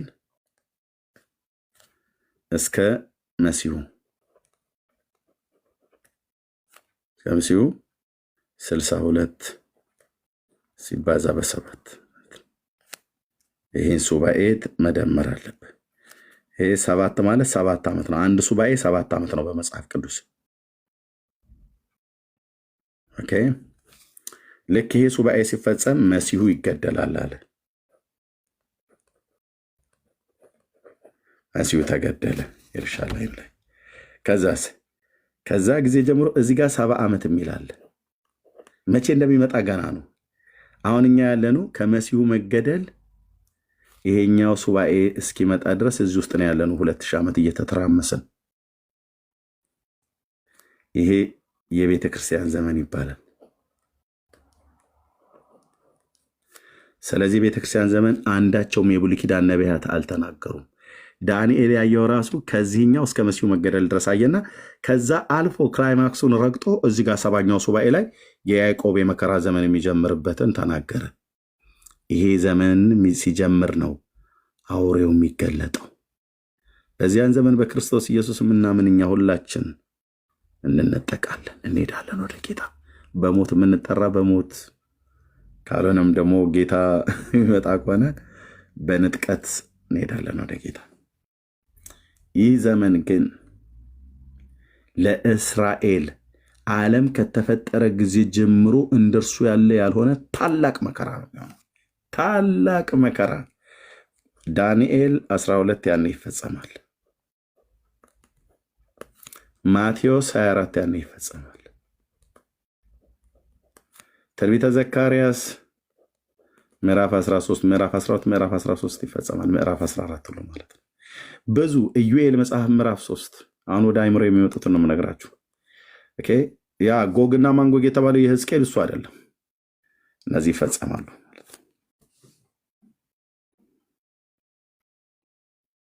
በዚህ መካከል ጌታ በዚህ መካከል ጌታ ሳይመጣ ድንገት በሞት ብትጠሩ የሽዋን ሳታውቁት ብትጠሩ ቀጥታ ከኃይሉ ክብር ርቃችሁ በዘላለም ጥፋት የምትቀጡበት የእሳት ባህር ነው የምትገቡት። አይሁዱን ማንም ለመትረፍ በመሲሁ በእግዚአብሔር ልጅ በኢየሱስ ክርስቶስ አምኖ በእርሱ ታምኖ በክንፎቹ ጥላ ውስጥ ሆኖ የኃጢአት ይቅርታችሁን አግኝቶ መኖር በጣም ደግ ነው። እኔ ጉያው ገብቻለሁ። ላያወጣኝ ጥሮ ጠርቶኛል። ወንድሜ ማይኩን ከፈትከው ፕሊስ። ኦኬ ላያወጣኝ እና ወደ እኔ አሳርፍሃለሁ ብሎ እኔንም አንተንም ነው የጠራው። ጥሪውን ጌታ ለዓለምን ሁሉ ነው ያደረገው። እናንተ ደካሞች ሸክም የከበደባችሁ ሁሉ ወደ እኔ ኑ ነው ያለው። አሁን የአዳም ዘር እኔ ሸክም የለብኝም ነው ብሎ የሚለው። ወዲህ ደግሞ እርምጥምጥ ነኝ፣ ኃጢአትን እሰራለሁ፣ ቅራቅንቦ ነኝ፣ ሸምበቆ ነኝ ምናምን ነገር ብሎ ይላል። ሸምበቆና ቅራቅንቦ ከሆንክ ና እያለህ እኮ ነው ጌታ። ና ከዘላለም ሞት ትረፍ እያለን፣ ከዘላለም ጥፋት ትረፉ እያለን። እኔ ጥሪውን ተቀብዬ ወደ ጌታ መጥቻለሁ። አስቼ ጥሪውን ተቀብሎ ወደ ጌታ መጥቷል። ሰላምዬ ጥሪውን ተቀብላ ወደ ጌታ መጥታለች። ሜርሲ ቢኒያ ጥሪውን ተቀብሎ ወደ ጌታ መጥቷል። ገበር ባሬው ጥሪውን ተቀብለው ወደ ጌታ መጣ ይሁን አልመጣ ይሁን አላቅም። ካልሆነ ግን ወሰን እዚህ ውስጥ ያላችሁ 800 ሰዎች የእግዚአብሔር ልጅ የኢየሱስ ክርስቶስን እውነተኛ ጥሪ ተቀብላችሁ ደርሷችሁ አምናችሁ በስሙ ንስሐና የኃጢአት ይቅርታችሁን አግኝታችሁ ከሆነ በእውነት ለዘላለም አትከስሩም፣ ለዘላለም አትከስሩም። አይሁድን አሕዛብ ጉዳዩ አይደለም። እግዚአብሔር በልጁ በክርስቶስ ኢየሱስ የሚያምነውን ሊያጸድቅ በጎ ፍቃዱ ነው። ከአይሁድ ነው የመጣችሁት፣ አይሁዳውያን በቃ ችግር የለውም በእኔ ባታምኑም ትገባላችሁ ብሎ የሚል መንግስት የለም። ከአሕዛብ ነው የመጣችሁት፣ እናንተ የፈለጋችሁትን ብታምኑም እኔ አልቀበላችሁም ብሎ አይልም። በስሙ የሚያምኑ ሁሉ የኃጢአታቸውን ይቅርታ እንዲያገኙ የእግዚአብሔር በጎ ፍቃድ ነው። ቅዱሳን ነቢያትም ይመሰክሩለታል። የቆመውን የእሴይን ሥር አሕዛብ ይፈልጉታል፣ ማረፊያውም የተከበረ ይሆናል ተብሎ እንደተጻፈ ዝናውን ወዳልሰሙ ወደ ሩቅ አገር ወዳሉ ወደ አሕዛብ ሁሉ ልካቸዋለሁ ብሎ እግዚአብሔር በትንቢተ ኢሳይያስ መጽሐፍ ምዕራፍ 68 ላይ ምዕራፍ 66 ላይ እንደተናገረው እግዚአብሔር ከኢየሩሳሌም ከተማ የነደለው የወንጌል እሳት 12 በሚያሉ ሰዎች በወጡበት ሀገር ይዘውት ሄዱ። ጌታም ቃሉን በድንቅ በታምራት እያጸናላቸው የሚድኑትን በእነሱ ላይ እየጨመረ ብዙ ምርኮ እየሰጣቸው በፊንቄ በባህር ደሴቶች በቆጵሮስ በታናሿ ኤጄን ባህር በተባለችዋ በቱርክ እንደዚሁም ደግሞ በግሪክ በጣሊያንም ይሁን በማልታን ደሴት ሰሜን አፍሪካን ሁሉ ጨምሮ ዌስተርን ኤዥያን እሱን ሁሉ እስከ ደቡብ አውሮፓ ሜቄዶኒያ እስከ ኤልዋሪቆ ድረስ በሐዋርያዊ ጉዞ እየዞሩ እነ ቅዱስ ጳውሎስ በረሃብ በጥማት በርዛት በመንከራተት በብዙ መከራ ኢየሱስ የዳዊት ልጅ የእግዚአብሔር ልጅ ያድናል እያሉ ሰበኩ። ያድናል፣ ይታደጋል፣ ኑ ከእግዚአብሔር ጋር ታረቁ፣ በክርስቶስ ኢየሱስ ታረቁ እያሉ በአይሁድ ምኩራብ በገቡበት የአይሁድ ምኩራብ በገቡበት ከተሞች ሁሉ በአቴና ከተሞች ውስጥ በሮም ከተሞች ውስጥ ቤት ተከራይቶ ለ3 ዓመት ያህል ያ ታላቅ ሐዋርያ የእግዚአብሔር ልጅ የዳዊት ልጅ ኢየሱስ ክርስቶስን ይሰብክ ነበር። ለመንፈሳዊ ልጁ ለጢሞቴዎስም ሲመክረው ከዳዊት ዘር የሆነውን ኢየሱስ ክርስቶስን በማሰብ እንደ ክፉ አድራጊ መከራን እስክትቀበል ድረስ ወንጌልን በመስበክ ቀጥል አለው። ቀጥል።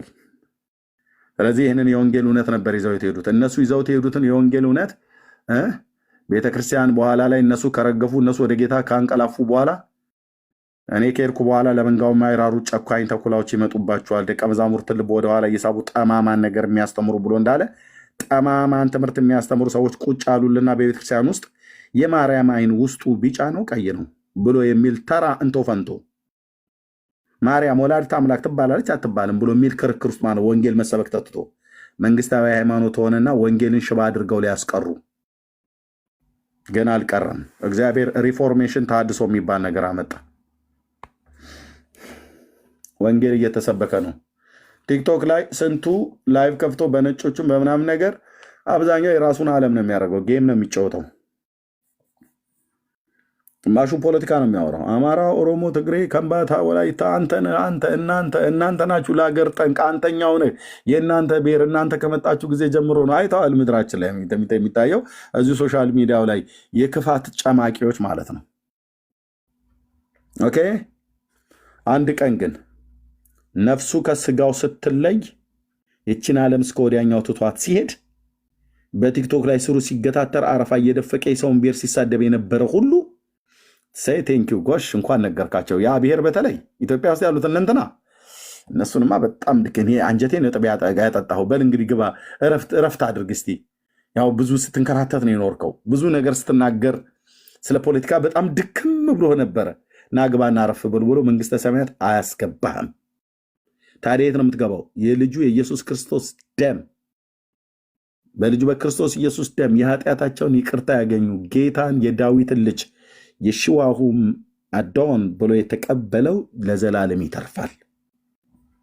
ያልተቀበለው አይሁድ በለማንም ለዘላለም ይሾቃል በእሳት ባህር። ስለዚህ የምስራች ኃጢአት ያደከማችሁ እኔ መሮኛል፣ ሰልችቶኛል፣ በቃ የዚህ ዓለም ኑሮ ጣዕሙን አጥቻለሁ ብሎ የሚል ሰው ካለ በቃ ጣዕሙ የጠፋብህ የነፍስን ጌታ ኢየሱስ ክርስቶስን ስላላገኘው ነው። የእስራኤል አምላክ እውነተኛው አምላክ መሲሁ ነው። እሱም በማመን ከዘላለም ጥፋት ዳኑ።